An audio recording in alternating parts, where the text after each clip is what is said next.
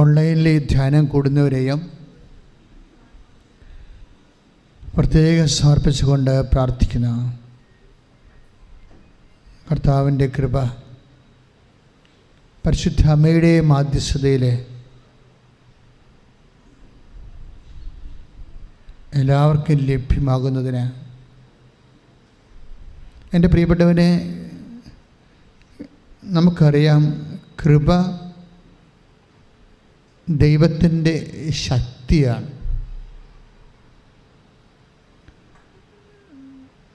ഉടമ്പടിയും കൃപയും തമ്മിൽ ആണ് ബന്ധം.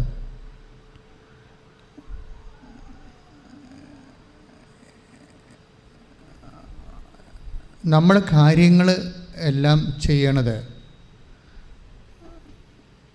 എല്ലാ ജീവിത മുന്നേറ്റങ്ങളും നടത്തുന്നത്, ജീവിത ഉത്തരവാദിത്തങ്ങളുടെയും ബാധ്യതകളുടെയും ഒക്കെ നമ്മൾ അതിജീവിക്കുന്നത് പവർ എന്ന ഒറ്റ സങ്കേതം ഉപയോഗിച്ചുകൊണ്ടാണ്. പവർ മീൻസ് ശക്തി. ഇതിൽ ശക്തി ജീവിത മുന്നേറ്റം നടത്താൻ വേണ്ടി രണ്ട് തരം ശക്തികളെ നമ്മൾ ഉപയോഗിക്കുന്നുണ്ട്. ഇപ്പോൾ നിങ്ങളുടെ പഠനം, പ്രാർത്ഥന, പരീക്ഷ, വിവാഹം, മക്കൾ, ജോലി, ഇങ്ങനെയുള്ള എല്ലാ ജീവിത അവസ്ഥകളെ അഭിമുഖീകരിക്കാൻ മനുഷ്യൻ ഉപയോഗിക്കുന്ന സോഴ്സ്, സ്രോതസ്സ് പവർ എന്ന ഒറ്റ സ്രോതസ്സാണ് ശക്തി. ഈ ശക്തി തന്നെ രണ്ട് തരമുണ്ട്. ഒന്ന് മാനുഷികമായ ശക്തിയുണ്ട്. മാനുഷികമായ ശക്തിയുടെ അടിസ്ഥാനം നമ്മുടെ പണം, ആരോഗ്യം, വിദ്യാഭ്യാസം, നമ്മുടെ സ്വാധീന ശക്തി, ഇങ്ങനെ കുറേ കാര്യങ്ങളാണ് മാനുഷികമായ ശക്തിയിൽ. ബുദ്ധിയൊക്കെ മാനുഷികമായ ശക്തിയുടെ ഭാഗമാണ്. ബുദ്ധി ഉപയോഗിച്ചാൽ നമ്മൾ പഠിക്കുന്നത്, ബുദ്ധി ഉപയോഗിച്ചാൽ നമ്മൾ ബിസിനസ് ചെയ്യുന്നത്, ബുദ്ധി ഓർമ്മശക്തിയും കൂടി ഉപയോഗിച്ചാൽ നമ്മുടെ ഓർമ്മയ്ക്ക് ശക്തി എന്ന് കൂടി നമ്മൾ പറയും, അല്ലേ? ഓർമ്മശക്തി എന്നല്ലേ പറയും, പറയേണ്ട ആവശ്യമില്ല, ഓർമ്മയെന്ന് പറഞ്ഞാൽ മതി. പക്ഷേ ഇറ്റ് ഈസ് ബേസിക്കലി അനുഭവ തലത്തിൽ ഓർമ്മ ഒരു ശക്തിയാണ്, ബുദ്ധിയെപ്പോലെ തന്നെ ഒരു ശക്തിയാണ്. കാഴ്ച ശക്തി, കേൾവി ശക്തി എന്നൊക്കെ നമ്മൾ പറയണം, അല്ലേ? കാണുന്നതിന് കാഴ്ച ശക്തി എന്ന് പറയേണ്ട ആവശ്യമില്ല. പക്ഷേ ഹ്യൂമൻലി സ്പീക്കിംഗ് അതെല്ലാം പവറാണ്, ഫാക്കൽറ്റീസാണ്. അതെല്ലാം നമ്മൾ ഉപയോഗിക്കുന്ന ഓരോ കാര്യങ്ങൾക്ക് ഉപയോഗിക്കുന്ന പവറാണ്. ഇനി വയസ്സും പ്രായമാകുമ്പോൾ കാഴ്ച ശക്തി നശിച്ചു എന്നാണ് നമ്മൾ പറയുന്നത്. ശക്തി നശിച്ചു, അതൊരു പ്രതിഭാസമാണ്. ശക്തി നശിച്ചു പോവുക. ഇപ്പം ഞാൻ തന്നെ കണ്ണട വെച്ചിരിക്കുകയാണ്. എനിക്ക് കണ്ണട വെച്ചില്ലെങ്കിൽ വ്യക്തമായിട്ട് കാണാൻ പറ്റത്തില്ല. ദാറ്റ് മീൻസ് ചെറിയ അക്ഷരങ്ങളുടെ മേലുള്ള എൻ്റെ സ്വാധീന ശക്തി കുറവാണ്. കേൾവി ശക്തി എന്നാണ് പറയുന്നത്. പിന്നെ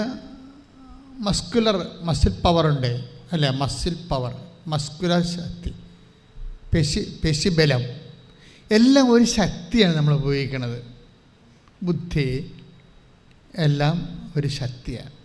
ഞാൻ എന്താ പറഞ്ഞതെന്ന് വെച്ചാൽ, ഒരു മനുഷ്യൻ അവൻ്റെ ജീവിതത്തിൻ്റെ പ്രതിസന്ധികളെ അഭിമുഖീകരിക്കാൻ ഉപയോഗിക്കുന്ന സോഴ്സാണ് ശക്തി. ഈ ശക്തിക്ക് ഉണ്ടാകുന്നൊരു കുഴപ്പം, ഇത് ഒരു ടൈം കഴിഞ്ഞാൽ അതിങ്ങനെ ക്ഷയിച്ചു വരും. ഈ ക്രൈസിസിനെ എങ്ങനെ മാനേജ് ചെയ്യുമെന്നാണ് ഉടമ്പടി അന്വേഷിക്കുന്നത്. മനസ്സിലായോ? നിങ്ങൾക്ക് മനസ്സിലായോ? ഈ ശക്തി എന്ത് ശക്തി ആയിക്കൊള്ളട്ടെ. ഇപ്പോൾ കഴിഞ്ഞ ദിവസം ഒരു മനുഷ്യൻ, ഒരു സഹോദരൻ സാക്ഷ്യം പറഞ്ഞത്, അദ്ദേഹത്തിന് 2 കോടി രൂപ കടം. കഴിഞ്ഞ ധ്യാനത്തെ ഞാൻ ഓർപ്പിച്ചാണ്. അത്രയും ആസ്തി ബിസിനസ്സുള്ള ഒരാളാണ്. പക്ഷെ പ്രളയം വന്നപ്പോൾ അദ്ദേഹത്തിൻ്റെ ഫാക്ടറി ഒക്കെ കൊണ്ടുപോയി. കാര്യം എങ്ങനെ, പുരക്ക് മുകളിലല്ലേ വെള്ളം പോണത്, ഫാക്ടറിക്ക് മുകളിൽ കൂടി വെള്ളം പോയി. അപ്പോൾ 30 അടി 30 മീറ്ററൊക്കെ ഉയരം വെള്ളം ഉയർന്ന പത്തനംതിട്ടയിലാണ് അദ്ദേഹത്തിൻ്റെ ഫേംസ് ഉള്ളത്. അപ്പോൾ അദ്ദേഹത്തിൻ്റെ ഫാക്ടറി നഷ്ടപ്പെട്ടു, ശക്തി പോയി, പിന്നെ കടക്കാരനായി മാറി. അപ്പോൾ ഇങ്ങനെ നമ്മൾ എത്ര ഒരു പവർ ഉണ്ടെങ്കിലും ചില സമയത്ത് നമ്മുടെ ശക്തി പോകും. ഇങ്ങനെ ശക്തി, ആബ്സെൻസ് ഓഫ് പവർ എങ്ങനെ മാനേജ് ചെയ്യാൻ പറ്റും? അതിന് what is the divine provision? ദൈവത്തിൻ്റെ അതിനുള്ള പാക്കേജ് എന്താണ്? അതാണ് ബൈബിൾ അന്വേഷിക്കുന്നത്. ഇൻ കേസ് ഏതെങ്കിലും ഒരു സെറ്റപ്പിൽ നിങ്ങളുടെ ശക്തി പോയാൽ, നിങ്ങളുടെ ബിസിനസ്, ഇപ്പോൾ കഴിഞ്ഞ ദിവസം ജെയ്സൺ തോമസ് എന്ന് പറഞ്ഞൊരാൾ സാക്ഷ്യം പറഞ്ഞു. ജെയ്സൺ തോമസ് എന്നെ അട്രാക്റ്റ് ചെയ്തൊരു സാക്ഷ്യമാണ്. ജെയ്സൺ തോമസിൻ്റെ സാക്ഷ്യം എന്ന് വെച്ച് കഴിഞ്ഞാൽ, അദ്ദേഹം മസ്കറ്റിലൊരു ഇൻഷുറൻസ് ബ്രോക്കറേജ് നടത്തുന്ന ആളാണ്.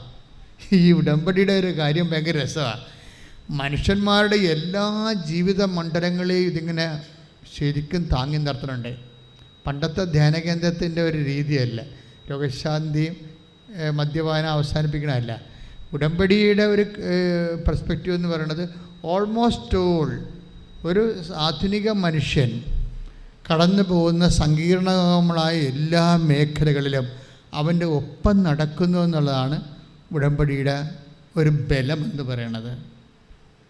അപ്പോൾ ഈ മനുഷ്യന് ഈ ഇൻഷുറൻസ് ബ്രോക്കറേജ് മസ്കറ്റിലെ കമ്പനി പെട്ടെന്ന് ഫ്ലോപ്പായി. ഇയാളുടെ പോലും ശമ്പളം കുടുങ്ങിപ്പോയി. തലശ്ശേരിക്കാരനാണ്, ശമ്പളം കുടുങ്ങിപ്പോയി. 5 മാസത്തെ ശമ്പളമൊക്കെ കിട്ടാനുണ്ട്. നല്ല മിസ്മാനേജ്മെൻ്റ് വന്ന കമ്പനിയാണ്, നല്ല ഭംഗിയായിട്ട് പോകുകയായിരുന്നു.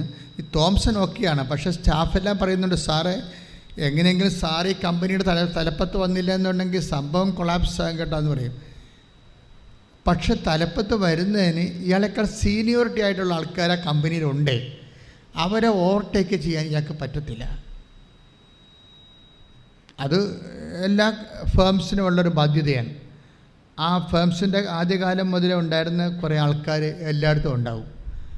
അവർ ചിലപ്പോൾ ആ കമ്പനിയുടെ വളർച്ചയ്ക്കൊപ്പം ചിലപ്പോൾ എഡ്യൂക്കേഷനോ എക്സ്പീരിയൻസോ മാസ്റ്ററിയോ ഒക്കെ ഉണ്ടാകത്തില്ല. അത് എല്ലാ കമ്പനികൾക്കും ഉണ്ട ശേഷം വേണം. അത് തുടക്കത്തിൽ അത്ര അവർ ഉദ്ദേശിച്ച് കാണത്തില്ല. ചിലപ്പോൾ വരെ ചിട്ടി കമ്പനിയായിട്ട് തുടങ്ങിയ സംഭവമായിരിക്കും, അപ്പോൾ ഉണ്ടായിരുന്ന ആൾക്കാരായിരിക്കും. ഇൻഷുറൻസ് ബ്രോക്കറേജ് ഇൻ്റർനാഷണലായിട്ട് മാറിയപ്പോൾ അതിനാവശ്യമായ ഇൻ്റലിജൻ്റൊക്കെ വേറെ ഒരു മാസ്റ്ററിൽ നിന്നാണ് വരേണ്ടത്. അപ്പം ആദ്യം ഉണ്ടായിരുന്ന ആൾക്കാർക്കുണ്ട്, പക്ഷെ അവരെ മാറ്റാനും പറ്റത്തില്ല. അവിടെ ശമ്പളം തന്നെ 1 കോടി രൂപയാണ് ഒരു വർഷം. അവിടുത്തെ സിഒയുടെ ശമ്പളം ഒരു വർഷം 1 കോടി രൂപയാണ്. ദാറ്റ് മീൻസ് 10 ലക്ഷം രൂപ അടുത്ത് വരുന്നുണ്ടല്ലോ. 10 ലക്ഷം രൂപ അടുത്ത് ഒരു മാസം ശമ്പളം വരുന്നുണ്ട്. 10 ലക്ഷം രൂപ അടുത്ത് ഒരു മാസം ശമ്പളം വരുന്ന ഒരാളെ ഒരു കമ്പനി തീറ്റിപ്പോറ്റിയാൽ എത്ര കാലം കമ്പനിക്ക് സർവ് ചെയ്യാൻ പറ്റും? പറ്റത്തില്ല. അങ്ങനെ ഈ സാധനം ഇങ്ങനെ ഈ റോക്കറ്റ് വിട്ട പോലെ തന്നെ തിരിച്ചു കുത്തണ പോലെ കടലിൽ കുത്തിക്കൊണ്ടിരിക്കുകയാണ്. കടലിൽ കുത്തി ഇയാളുടെ ഇതിൻ്റെ മാനേജിങ് ഡയറക്ടർ സിഒയുടെ താഴെയുള്ള ആളാണ്. അയാളുടെ ശമ്പളം 5 മാസത്തേക്ക് പെൻഡിങ്ങായി. സ്റ്റാഫിൻ്റെ ശമ്പളം പെൻഡിങ്. അപ്പോഴാണ് സുഹൃത്ത് ഉടമ്പടിയെക്കുറിച്ച് പറയണത്. ഇതാണ് ഞാൻ പറഞ്ഞത്, ഉടമ്പടി അറ്റ കൈയാണെന്ന് പറയാൻ കാരണം എന്താണ്? ഇയാളുടെ ഹ്യൂമൻ പവർ ലോസായി. ഈ കമ്പനിക്ക് ഇനി എത്ര ബുദ്ധിശക്തി ഉണ്ടായിട്ടും കാര്യമില്ല. അവർക്ക് ചിലപ്പോൾ നല്ല CA IAM പഠിച്ച ആൾക്കാരുണ്ടാവും. പക്ഷെ അവർക്ക് എന്നും ശമ്പളം കിട്ടണില്ല. അവരെത്ര ഇൻ്റലക്ച്വൽ കപ്പാസിറ്റി ഉള്ളവരാണെങ്കിലും എഡ്യൂക്കേഷൻ കലിബറുള്ളവരാണെങ്കിലും ഈ കമ്പനിയുടെ അകത്ത് അവർക്ക് സർവൈവിങ് ഇല്ല. അതാണ് ശക്തി പോണെന്ന് പറയണത്. ശക്തി പോണത് എത്ര കപ്പാസിറ്റി ആൾക്കാർ, നിങ്ങളും ചിന്തിക്കണം. എത്ര കപ്പാസിറ്റി ഉണ്ട് എന്ന് അല്ല പ്രശ്നം. നിങ്ങൾക്ക് സർവൈവ് ചെയ്യാൻ പറ്റാത്ത സിറ്റുവേഷൻസ് ഉണ്ടായാൽ നമ്മളൊരു ബ്ലാങ്കായി പോകും. അപ്പം അങ്ങനെ ഈ കമ്പനി സിങ്കായിക്കൊണ്ടിരിക്കുകയാണ്. അപ്പോൾ ഈ മനുഷ്യന് ഉടമ്പടി ചെയ്യും. ഉടമ്പടിയിലൂടെ ഒരു പ്രശ്നം, ഉടമ്പടി നിങ്ങൾ മനസ്സിലാക്കേണ്ടത്, ഉടമ്പടി വർക്കൗട്ട് ചെയ്യുന്ന ഫോർമാറ്റ് തന്നെ അത് ഹ്യൂമൻ പവറിലല്ല. ഒരു ഹ്യൂമൻ പവറിലല്ല ഇത് വർക്ക് ചെയ്യണത്. ഹ്യൂമൻ പവർ എന്ന് പറയുന്നതാണ് എല്ലാ കമ്പനികളുടെയും ഒക്കെ ഒരു ആസ്തി എന്ന് പറയുന്നത്. സാധാരണ ആസ്തി നമ്മളെ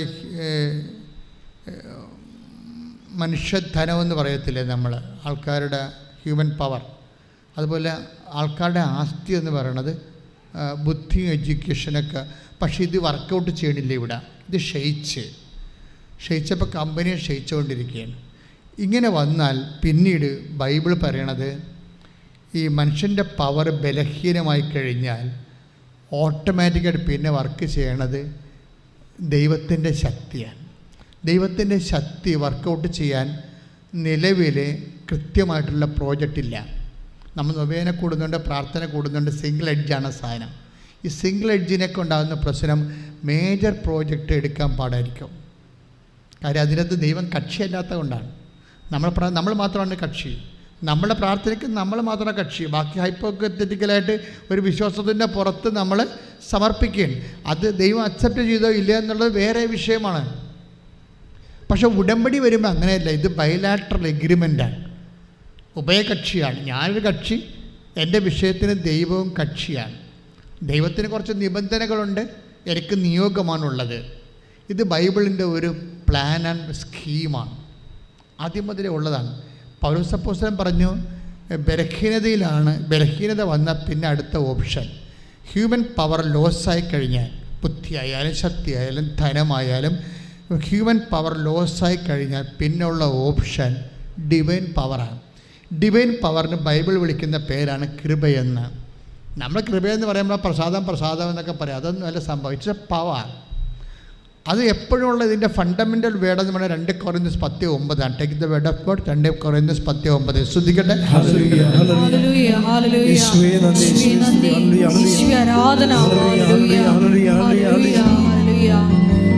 കൊറിന്തോസ് 12:9.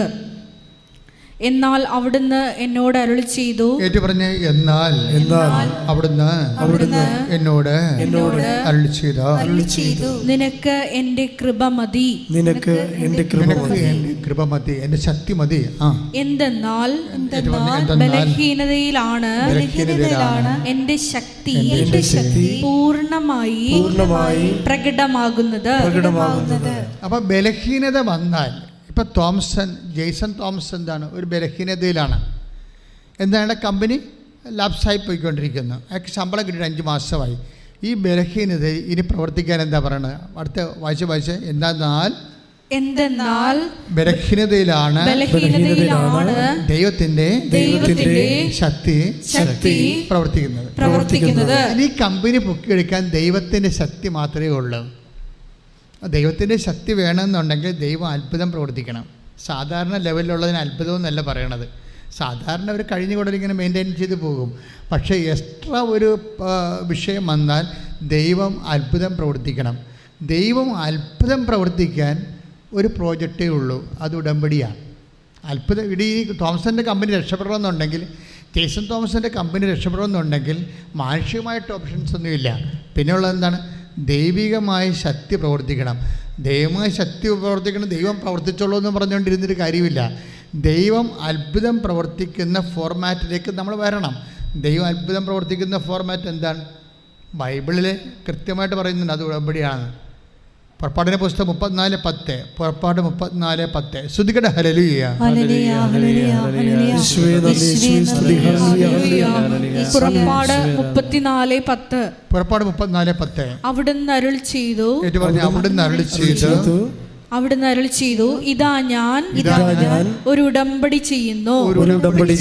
ലോകത്ത് ഒരിടത്തും ഒരു ജനതയുടെ ഇടയിലും നടന്നിട്ടില്ലാത്ത തരം അത്ഭുതങ്ങൾ നിന്റെ ജനത്തിന്റെ മുൻപിൽ ഞാൻ പ്രവർത്തിക്കും. ഇതാണ് പ്രശ്നം. മനസ്സിലായില്ലേ? ഉടമ്പടിയും അത്ഭുതവും തമ്മിലാണ് ബന്ധം. അത്ഭുതങ്ങൾ ഉണ്ടാകാൻ വേണ്ടിയും, ഇപ്പം നമ്മൾ കൃപാസനത്തിൻ്റെ നിങ്ങൾ പുതിയ യൂട്യൂബ് കണ്ടോ? ഒരു ദിവസം 100 സാക്ഷ്യം വെച്ചാൽ കിട്ടണത്. അത്ഭുത സാക്ഷ്യങ്ങൾ 100 ഇപ്പോൾ പുതിയതല്ല. അത്ഭുതങ്ങൾ പ്രവർത്തിക്കുന്നത് ആദിമസഭയുടെ മുഖമുദ്രയാണ്. അത് അപ്പോസ്തലന്മാരൊക്കെ തിരഞ്ഞെടുക്കുമ്പോഴും, നിങ്ങളുടെ അപ്പോസ്തലന്മാരെക്കുറിച്ച് പൗലോസ് അപ്പോസ്തലൻ പറയണതും, പ്രവാചകന്മാർ, അതുപോലെ തന്നെ സുവിശേഷ പ്രഘോഷകർ, അത്ഭുതം പ്രവർത്തിക്കുന്നവർ എന്ന് പ്രത്യേകം പറയുന്നുണ്ട്. അപ്പം ചില കാര്യങ്ങൾക്ക് അത്ഭുതം, take the bed of God, അത്ഭുതം പ്രവർത്തിക്കുന്നവർ ശ്രദ്ധിക്കട്ടെ. ഹല്ലേലൂയ, ഹല്ലേലൂയ, ഹല്ലേലൂയ, ഹല്ലേലൂയ, ഹല്ലേലൂയ, ഹല്ലേലൂയ. യേശുവേ സ്തുതി. ഹല്ലേലൂയ, ഹല്ലേലൂയ, ഹല്ലേലൂയ, ഹല്ലേലൂയ. 1 കൊരിന്തോസ് 12:28. 1 കൊരിന്തോസ് 12:28. ദൈവം സഭയിൽ ഒന്നാമത് അപ്പോസ്തലന്മാരെയും രണ്ടാമത് പ്രവാചകന്മാരെയും മൂന്നാമത് പ്രബോധകരെയും തുടർന്ന് അത്ഭുത പ്രവർത്തകർ, രോഗശാന്തി നൽകുന്നവർ, സഹായകർ, ഭരണകർത്താക്കൾ, വിവിധ ഭാഷകളിൽ സംസാരിക്കുന്നവർ എന്നിവരെയും നിയമിച്ചിരിക്കുന്നു.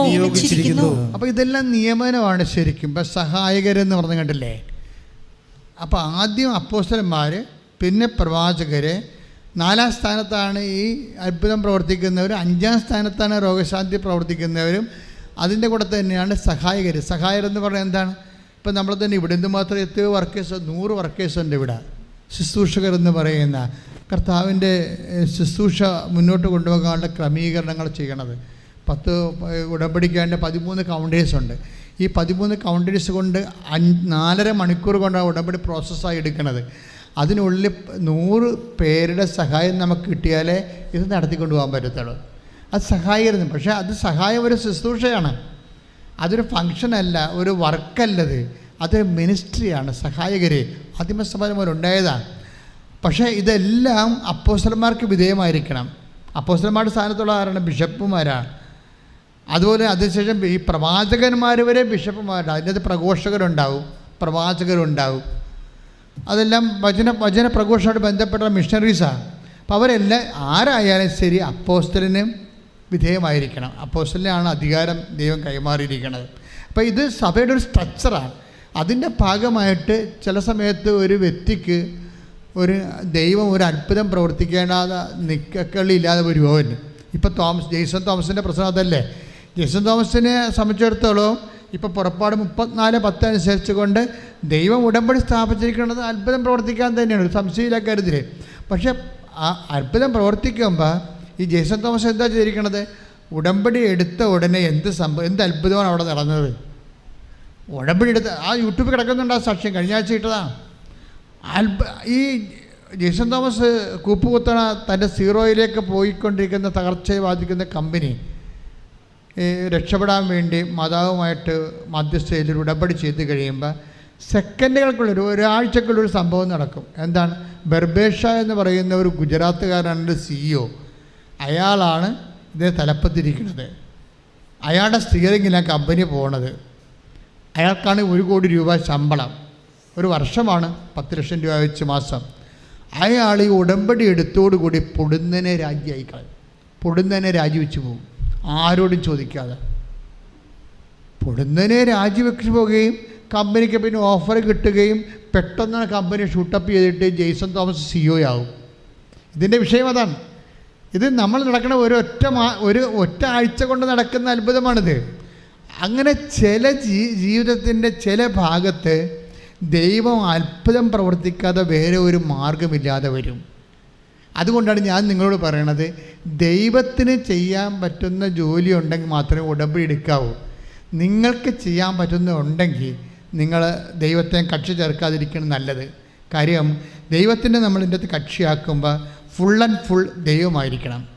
ഇത് മറ്റത് കുറച്ച് നിങ്ങളിലും ആശ്രയിക്കും, ദൈവത്തിനും ആശ്രയിക്കും. ഇപ്പം നിങ്ങൾ പഠിക്കുന്നവരുണ്ടെങ്കിൽ, നല്ലോണം പഠിക്കുന്നവരുണ്ടെങ്കിൽ ദൈവം അതിൻ്റെ അകത്ത് കക്ഷിയാക്കേണ്ട കാര്യമില്ല. അത് നിങ്ങൾക്ക് ജനറ്റിക്കൽ ബ്ലെസ്സിങ്സ് നേരത്തെ തന്നിട്ടുള്ളതാണ്. ഉൽപ്പത്തി 1:28 സന്താന പുഷ്ടിയുടെ പെരുകണം, ഭൂമിയെ കീഴടക്കണം. അപ്പോൾ ജീവിതം ഏത് സാഹചര്യത്തിലായാലും ജീവിതത്തെ കീഴടക്കാനുള്ള ബുദ്ധിയും ശേഷിയും ശേമുഷിയും ഒക്കെ ദൈവം already by birth it is given. അതിന് ജനറ്റിക്കൽ ബ്ലെസ്സിങ്സ് എന്ന് പറയും. ഈ ജനറ്റിക്കൽ ബ്ലെസ്സിങ്സിനെ കവർ ചെയ്തുകൊണ്ടൊരു പ്രശ്നം ഉണ്ടായാൽ ആണ് ഉടമ്പടി വരണത് ശരിക്കും. ഇപ്പോൾ കഴിഞ്ഞ ദിവസങ്ങളിൽ ഒരു ബീന എസ് നായർ ഒരു സാക്ഷ്യം പറഞ്ഞു. ബീന എസ് നായർ ആ സാക്ഷ്യമുണ്ട്. എന്താ സാക്ഷ്യം എന്ന് പറയണത്? അവരൊരു ജ്യോതിഷിയാണ്, ജ്യോതിഷം പഠിച്ച ആളാണ്. അപ്പോൾ അവരത് പറയുന്നുണ്ട്, ഞാൻ ജ്യോതിഷിയാണ് എന്ന് പറയുന്നത്. പക്ഷെ അവരുടെ സാക്ഷ്യം എന്താണ്? അവരുടെ മകന് 1, 2, 3, 136 കല്യാണമാണ് വരണം. 136 കല്യാണം അവരത് പറയുന്നുണ്ട് സാക്ഷ്യത്തിൽ. 136 കല്യാണം വന്നിട്ട് ഒരെണ്ണം പോലും ഒക്കണില്ല. ഇവനിപ്പോൾ എന്നാ പറ്റി? 36 വയസ്സായി. അപ്പം മെരിറ്റ് പോയി. 36 വയസ്സെന്ന് പറയുമ്പോൾ യൂറോപ്യൻസാണ് സാധാരണ 35 വയസ്സിൽ കെട്ടണത്, കല്യാണം കഴിക്കണത്. അവരുടെ പഠനവും പ്രൊഫഷനൊക്കെ സെറ്റ് ചെയ്തിട്ട് അവർ ആരെങ്കിലുമൊക്കെ ഇങ്ങനെ ഡേറ്റ് ചെയ്ത് കുറേ ആൾക്കാർക്ക് ഉപേക്ഷിച്ച് അങ്ങനെ അവസാനം ചൂസ് ചെയ്ത് ആരെങ്കിലും ഒരാളെ കല്യാണം കഴിക്കും. എന്തെങ്കിലും നിൽക്കുന്നുണ്ടാകുന്നത് വേറെ വിഷയം. അത് അവരുടെ കൾച്ചറിൻ്റെ ഒരു വിഷയമായിട്ട് മാറുകയാണ്. പക്ഷെ നമ്മുടെ കൾച്ചർ അങ്ങനെയല്ല. നമ്മുടെ കൾച്ചറിൽ ഇപ്പോൾ 18 വയസ്സ് തന്നെ ആൾക്കാർ കല്യാണം കഴിക്കാൻ തുടങ്ങിയിട്ടുണ്ട് അല്ലേ? പണ്ട് പോലെ ഇവിടെ നിലവിലുള്ള ആചാരമാണ്. അതല്ലേ ഈ ഏകീകൃത സിവിൽ കോഡ് വേണമെന്ന് ഗവൺമെൻറ് പറയണത്. അതിൻ്റെ ഉദ്ദേശത്തിന് പല ഉദ്ദേശമുണ്ട്. കാര്യം ഇവിടുത്തെ ഒരു പൗരനാകുമ്പോൾ സ്വാഭാവികമായിട്ടും പൊതുവായിട്ടുള്ളൊരു കോഡ് വേണമെന്ന് ഒരു സെക്കുലർ ഗവൺമെൻറ് ആഗ്രഹിക്കുന്നത് സ്വാഭാവികമാണ്. അത് നമ്മുടെ വിഷയമല്ല. പക്ഷെ ഞാൻ പറഞ്ഞു വരുന്നതിൻ്റെ കാരണം ഇവിടുത്തെ കല്യാണപ്രായം ഒരു 24 വയസ്സാണ് ഒരു മിനിമം. അതായി ആ മിനിമത്തിൽ നിന്ന് മാറിയിട്ട് മെറിറ്റ് പോവുകയാണ്. How he's losing his merit, that's I am pointing. അതായത് അയാളുടെ മെറിറ്റ് എങ്ങനെയാണ് പോണത്?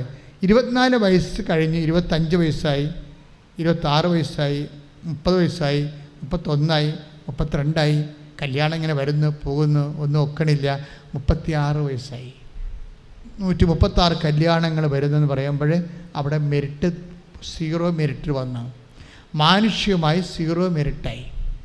ഈ 0 മെറിറ്റായി കഴിഞ്ഞാൽ നമുക്കറിയാമല്ലോ ഉടമ്പടി വർക്ക് ചെയ്താൽ എങ്ങനെ? Not by merit but by grace. Not by merit എന്ന് പറയുന്നുണ്ട്. മെറിറ്റിനകത്ത് അവിടെ ഒരു സാധനവും ഇല്ല. നിങ്ങളെന്താ പറയുക, പല കാര്യങ്ങളും നിങ്ങൾക്ക് മെറിറ്റുള്ള കാര്യങ്ങളാണ് ഉടമ്പടി വെക്കണത്. അതുകൊണ്ടാണ് നിങ്ങൾക്ക് അതിൻ്റെ അകത്ത് ഇൻവെസ്റ്റ് ചെയ്യാൻ പറ്റാതെ വരണത്. നിങ്ങൾക്കോ ഇതിപ്പോൾ പ്രാർത്ഥിച്ചില്ല നടക്കും. എൻ്റെ ആങ്ങളെയാണ് പഞ്ചായത്ത് പ്രസിഡൻറ്റ്. ഇപ്പം ലൈഫിൻ്റെ വീട് വരുമ്പോൾ എനിക്ക് കിട്ടുമെന്ന് പറയത്തില്ലേ? എൻ്റെ ആങ്ങളെയാണ് പഞ്ചായത്ത് പ്രസിഡൻറ്റ്, അത് ലൈഫിൻ്റെ വീട് വരുമ്പോൾ എനിക്ക് കിട്ടുമെന്ന് പറഞ്ഞിട്ട് നിങ്ങളിവിടെ കൊണ്ടുവന്ന് മാതാവിനോട് വീട് തരണമെന്ന്, ലൈഫിലെ വീട് തരണമെന്ന് പറയുമ്പോൾ വിഷയമാകും. കാര്യം എന്താണ്? മെറിറ്റ് നിങ്ങൾ ഓൾറെഡി ഹൈജാക്ക് ചെയ്തിട്ടുണ്ട്.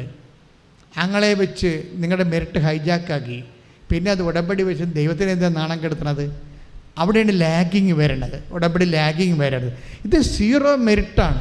ഇപ്പോൾ ബീനേസ് നായറിൻ്റെ മകനെ സംബന്ധിച്ചിടത്തോളം കല്യാണം എന്ന് 136 കല്യാണം കഴിഞ്ഞു, വന്നു പോയി, കണ്ടിട്ട് ഒന്നിനും ഒത്തില്ല. പിന്നെ അദ്ദേഹത്തിന് 36 വയസ്സുമായി. 0 മെറിറ്റാണ്. ഈ 0 മെറിറ്റുള്ള ആൾ എങ്ങനെയാണ് ഉടമ്പടി എടുക്കുമ്പോൾ ആ ആഴ്ചത്തെ തന്നെ കല്യാണം നടക്കണത് എങ്ങനെയാണ്? ഇതാണ് പുറപ്പാട് 34:10. എന്താണ്? ഞാൻ നീയുമായിട്ടൊരു ഉടമ്പടി ചെയ്യാം. നിനക്ക് 0 മെറിറ്റാണെങ്കിലും ശരി, ഞാൻ 0 മെറിറ്റ് വരുമ്പോഴാണ് അത്ഭുതം പ്രവർത്തിക്കണത്. വീണ്ടും വചനം വായിച്ചേ. Not by merit but by grace. Ephesians 2:8. സ്തുതിക്കട്ടെ. ഹല്ലേലൂയ.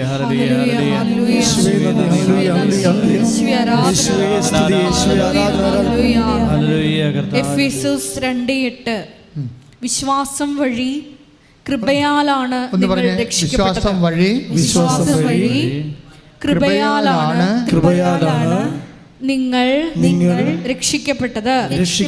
അത് നിങ്ങൾ നേടിയെടുത്തതല്ല, ദൈവത്തിന്റെ ദാനമാണ്. അപ്പോൾ ദൈവത്തിന്റെ ദാനം എന്ന് പറയുമ്പോൾ അത് നിങ്ങൾ നേടിയെടുത്തതല്ല, നിങ്ങൾക്കത് മെറിറ്റില്ലെന്നാണ്. അതാണ് എഫേസ്യസ് 2:8. അത് നിങ്ങൾ നേടിയെടുത്തതല്ല, നിങ്ങളുടെ ബുദ്ധി കൊണ്ടോ എഡ്യൂക്കേഷൻ കൊണ്ടോ സ്വാധീനം കൊണ്ടോ അല്ലെങ്കിൽ നിങ്ങളുടെ പ്രയോറിറ്റി കൊണ്ടോ നിങ്ങളുടെ എക്സ്പീരിയൻസ് കൊണ്ടോ നിങ്ങൾ നേടിയെടുത്തതല്ല. അവിടെ നിങ്ങളുടെ നേട്ടം 0 മെറിറ്റാണ്. പിന്നെന്താണ്? ദൈവത്തിൻ്റെ ദാനമാണ്. ഒന്ന് പറഞ്ഞേ. ദൈവത്തിൻ്റെ ദാനമാണ്. 0 മെറിറ്റിൽ വരുമ്പോൾ പിന്നെയുള്ള ഓപ്ഷൻ ദൈവത്തിൻ്റെ ദാനമാണ്. ഈ ദൈവത്തിൻ്റെ ദാനം എപ്പോഴും വരണത് അത്ഭുതങ്ങളുടെ രൂപത്തിലാണ്. നമുക്ക് മെറിറ്റ് ഇല്ലെങ്കിൽ പിന്നെ അത്ഭുതമാണ് ഉണ്ടാകണം. പിന്നെ ഓപ്ഷൻ അതാണ്. അതുകൊണ്ടാണ് ആ അത്ഭുതം പ്രവർത്തിക്കാൻ ഉടമ്പടി തന്നെ വേണമെന്ന് പുറപ്പാട് 34:10 പറയണത്. പുറപ്പാട് 34:10 ഒന്ന് വായിക്കട്ടെ. ശ്രദ്ധിക്കട്ടെ. ഹല്ലേലൂയ.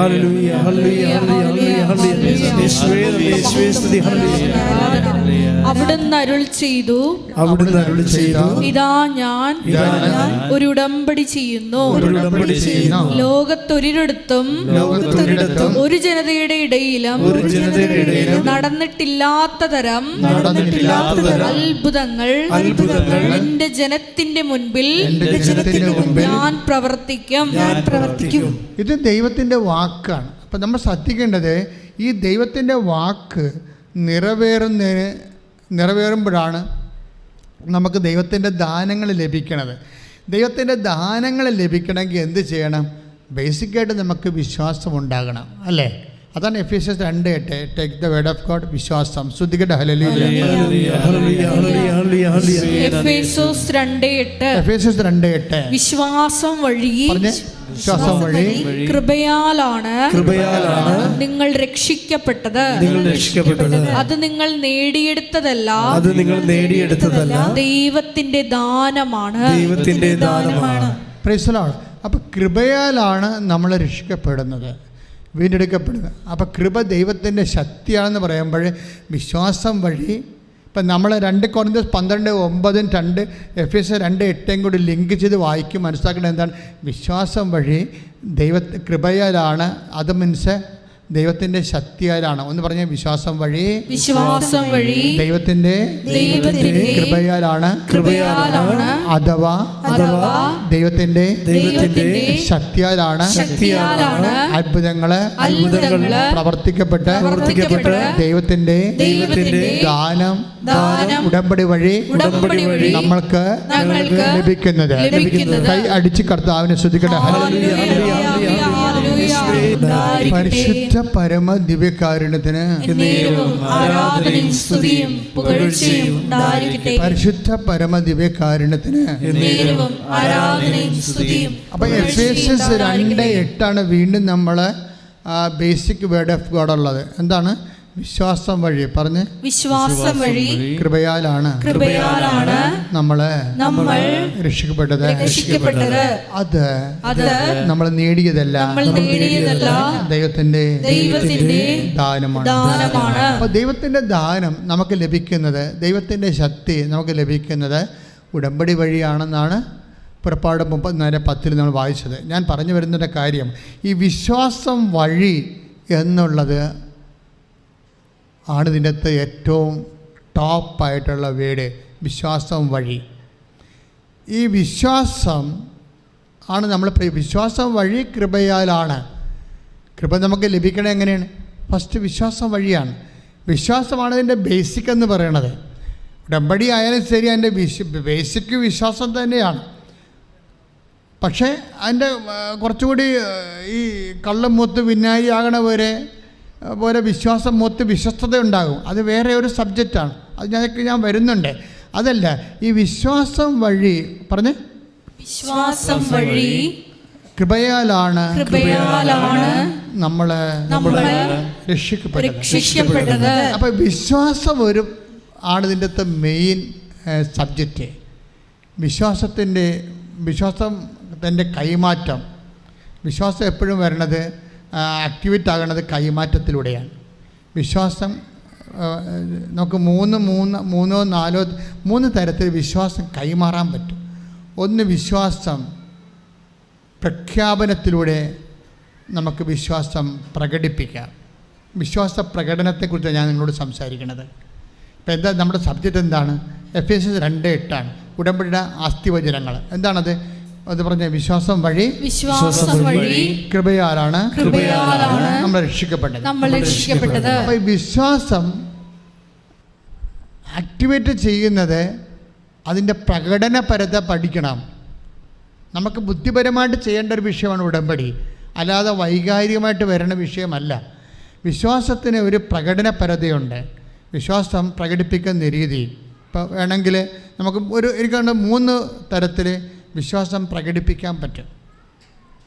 വിശ്വാസം പ്രഘോഷിക്കുക, നമുക്ക് അധരം കൊണ്ട് പ്രഘോഷിക്കുക, അല്ലേ? അത് റോമ 10:9 വിശ്വാസ പ്രഘോഷണം. എന്താണ്? പ്രഖ്യാപനം, അങ്ങനെ പറയാം. എന്താ റോമ 10:9? യേശു കർത്താവാണെന്ന് യേശു കർത്താവാണെന്ന് അധരം കൊണ്ട് ഏറ്റുപറയുകയും ദൈവം അവനെ മരിച്ചവരിൽ നിന്ന് ഉയർപ്പിക്കുകയും ചെയ്യുന്ന ഹൃദയത്തിൽ വിശ്വസിക്കുമ്പോഴാണ് രക്ഷ പ്രാപിക്കുന്നത്. അപ്പൊ വിശ്വാസം പ്രഖ്യാപിച്ചാൽ രക്ഷ പ്രാപിക്കാൻ പറ്റും. വിശ്വാസം പ്രഖ്യാപിച്ചാൽ എന്താണ് വിശ്വാസം? യേശു കർത്താവാണെന്നുള്ളതാണ് വിശ്വാസം. അത് അധരം കൊണ്ട് പ്രഖ്യാപിക്കണം. അധരം കൊണ്ട് പ്രഖ്യാപിക്കും. അതിനാണ് നമ്മൾ വിശ്വാസ പ്രമാണം ചെല്ലണത്. അപ്പോൾ വിശ്വാസ പ്രമാണം ചെല്ലുമ്പോൾ നിങ്ങളുടെ മനസ്സത് ഉണ്ടാകണം. ഞാൻ എന്താണ് ചെയ്യണത്? കണാ പഠിപ്പിച്ച ഒരു പ്രാർത്ഥന കണാ ഗുണമെന്നും പറഞ്ഞുകൊണ്ട് ഇങ്ങനെ പട്ടിക പറയണവർ പറഞ്ഞിട്ട് കഥയില്ല. അതൊരു ആക്ടിവേഷൻ പ്രിൻസിപ്പിളാണ്. വിശ്വാസം പ്രഖ്യാപിക്കുകയാണ്. എന്താ വിശ്വാസത്തിൻ്റെ അന്തസ്സത്ത എന്താണ്? യേശു കർത്താവാണ്. അതാണ് വിഷയം. അതോടുകൂടി വിശ്വാസം എല്ലാം തീരും. കാര്യം രോഗമല്ല കർത്താവ്, കടമല്ല കർത്താവ്, ഇന്ന് വന്നിരിക്കുന്ന സാമ്പത്തിക തകർച്ചയിൽ നിന്ന് ഭരിക്കേണ്ട കാര്യമില്ല. എന്നെ ഭരിക്കാൻ ഒരാളുണ്ട്. അവൻ മരണത്തെ ജയിച്ച ഉയർത്തെഴുന്നേറ്റ കർത്താവാണ്. കൈയടിച്ച് കർത്താവ് പരമദിവ്യകാരുണ്യത്തിന്. അപ്പോൾ ഉയർത്തെഴുന്നേൽപ്പ്, യേശുവിൻ്റെ ഉയർത്തെഴുന്നേൽപ്പിൽ വിശ്വസിക്കുമ്പോഴാണ് യേശു കർത്താവെന്ന് പറയുന്നത്. അല്ലെങ്കിൽ യേശു മാത്രമാണ്. എൻ്റെ കർത്താവെന്ന് വിളിക്കണമെങ്കിൽ അതിൻ്റെ അർത്ഥം ആ വിശ്വാസി അതിൻ്റെ ദൈവശാസ്ത്രം അറിയുന്നു എന്നതിൻ്റെ അർത്ഥം എന്താണ്? യേശു മരണത്തെ അതിജീവിച്ച് ഉയർത്തെഴുന്നേറ്റ് ജീവൻ്റെ മേൽ കർത്തൃസ്ഥാനമുള്ള ആളാണ്. അതാണ് കർത്താവ്. യേശു കർത്താവാണെന്ന് പറഞ്ഞാൽ തീരാവുന്ന പ്രശ്നമേ മനുഷ്യൻ്റെ ജീവിതത്തിലുള്ളത്. അത് വിശ്വാസ പ്രഖ്യാപനമാണ്. അപ്പോൾ വിശ്വാസം പ്രഖ്യാപിക്കുന്നവർ അതിൻ്റെ മാത്തമാറ്റിക്സ് അറിയണം. അല്ല വെറുതെ എന്ത് യേശു കർത്താവാണെന്ന് പറഞ്ഞാൽ ചുമ്മാ അധരം കൊണ്ട് ഏറ്റു പറയുമ്പോൾ ഹൃദയത്തിൽ ഒരു സെക്കൻഡ് ഫാക്കൽറ്റി ഉണ്ട്. ഇത് നമുക്കറിയാമല്ലോ, ഇത് ഒരു മൗത്താണ്, ഒരു മെഗാഫോണാണിത്. ഈ മെഗാഫോണിൻ്റെ വർക്ക്, ഇത് മെഗാഫോൺ കൊണ്ട് യേശു കർത്താവാണെന്ന് നമ്മൾ സ്വരത്തിൽ പറയുമ്പോൾ അതിൻ്റെ ആസ്തിയിൽ തന്നെ ഹൃദയത്തിൽ വിശ്വസിക്കണം. എന്ത് പറയണം? യേശു കർത്താവാണെന്ന് അധരം കൊണ്ട് ഏറ്റു പറയുമ്പോൾ ഹൃദയത്തിൽ നമ്മൾ വിശ്വസിക്കണം. എന്താണ്? ദൈവം അവനെ മരിച്ചവരിൽ നിന്ന് ഉയർപ്പിച്ചു എന്നാണ്. അവിടെ പീഡാസഹനങ്ങൾക്കൊന്നും വലിയ പ്രാധാന്യമില്ല. അവിടെ ഉയർത്തുന്നതിന് മാത്രമാണ് പ്രാധാന്യം. അനുദിന ജീവിത അനുഭവങ്ങളെ അതായത് അതിജീവിക്കാനുള്ള ഒന്നാമത്തെ മാർഗം ഒന്ന് കുരിശും ഒന്ന് ഉയർത്തെഴുന്നേൽപ്പുമാണ്. കുരിശിനെ അതിജീവിക്കുന്നത് ഉയർത്തെഴുന്നേൽപ്പിൻ്റെ കാലം വരെ നമുക്ക് കിട്ടുന്ന ഒരു സഹിഷ്ണുത, ഒരു വിഷയവുമായിട്ട് നമ്മൾ പൊരുത്തപ്പെടാൻ വേണ്ടി ആണ് കുരിശ് നമുക്കൊരു പാഠ്യവിഷയമായി മാറണത്. കുരിശിൻ്റെ കാലം കഴിയുമ്പോൾ യേശുവിനെ കർത്താവ് ഉയർത്തുന്ന ഉത്ഥാനത്തിൻ്റെ കാലം വരും. അപ്പോഴും ഞാൻ കർത്താവിൻ്റെ സാക്ഷിയായിട്ട് പ്രഘോഷിക്കും. സാക്ഷ്യത്തിന് വേണ്ടി ഒരിക്കലാണ് ഈ കുരിശ് ചെയ്യണത്. ദുഃഖാനുഭവങ്ങളും ദുരിതാനുഭവങ്ങളും രോഗാനുഭവങ്ങളും ഒക്കെ ചെയ്യണത് ക്രിസ്തുവിലേക്കുള്ള ഉത്ഥാനം ചെയ്ത ക്രിസ്തുവിലേക്കുള്ള നമ്മുടെ ദൂരമാണ്. കൈയിട്ടിച്ച് കർത്താവിന്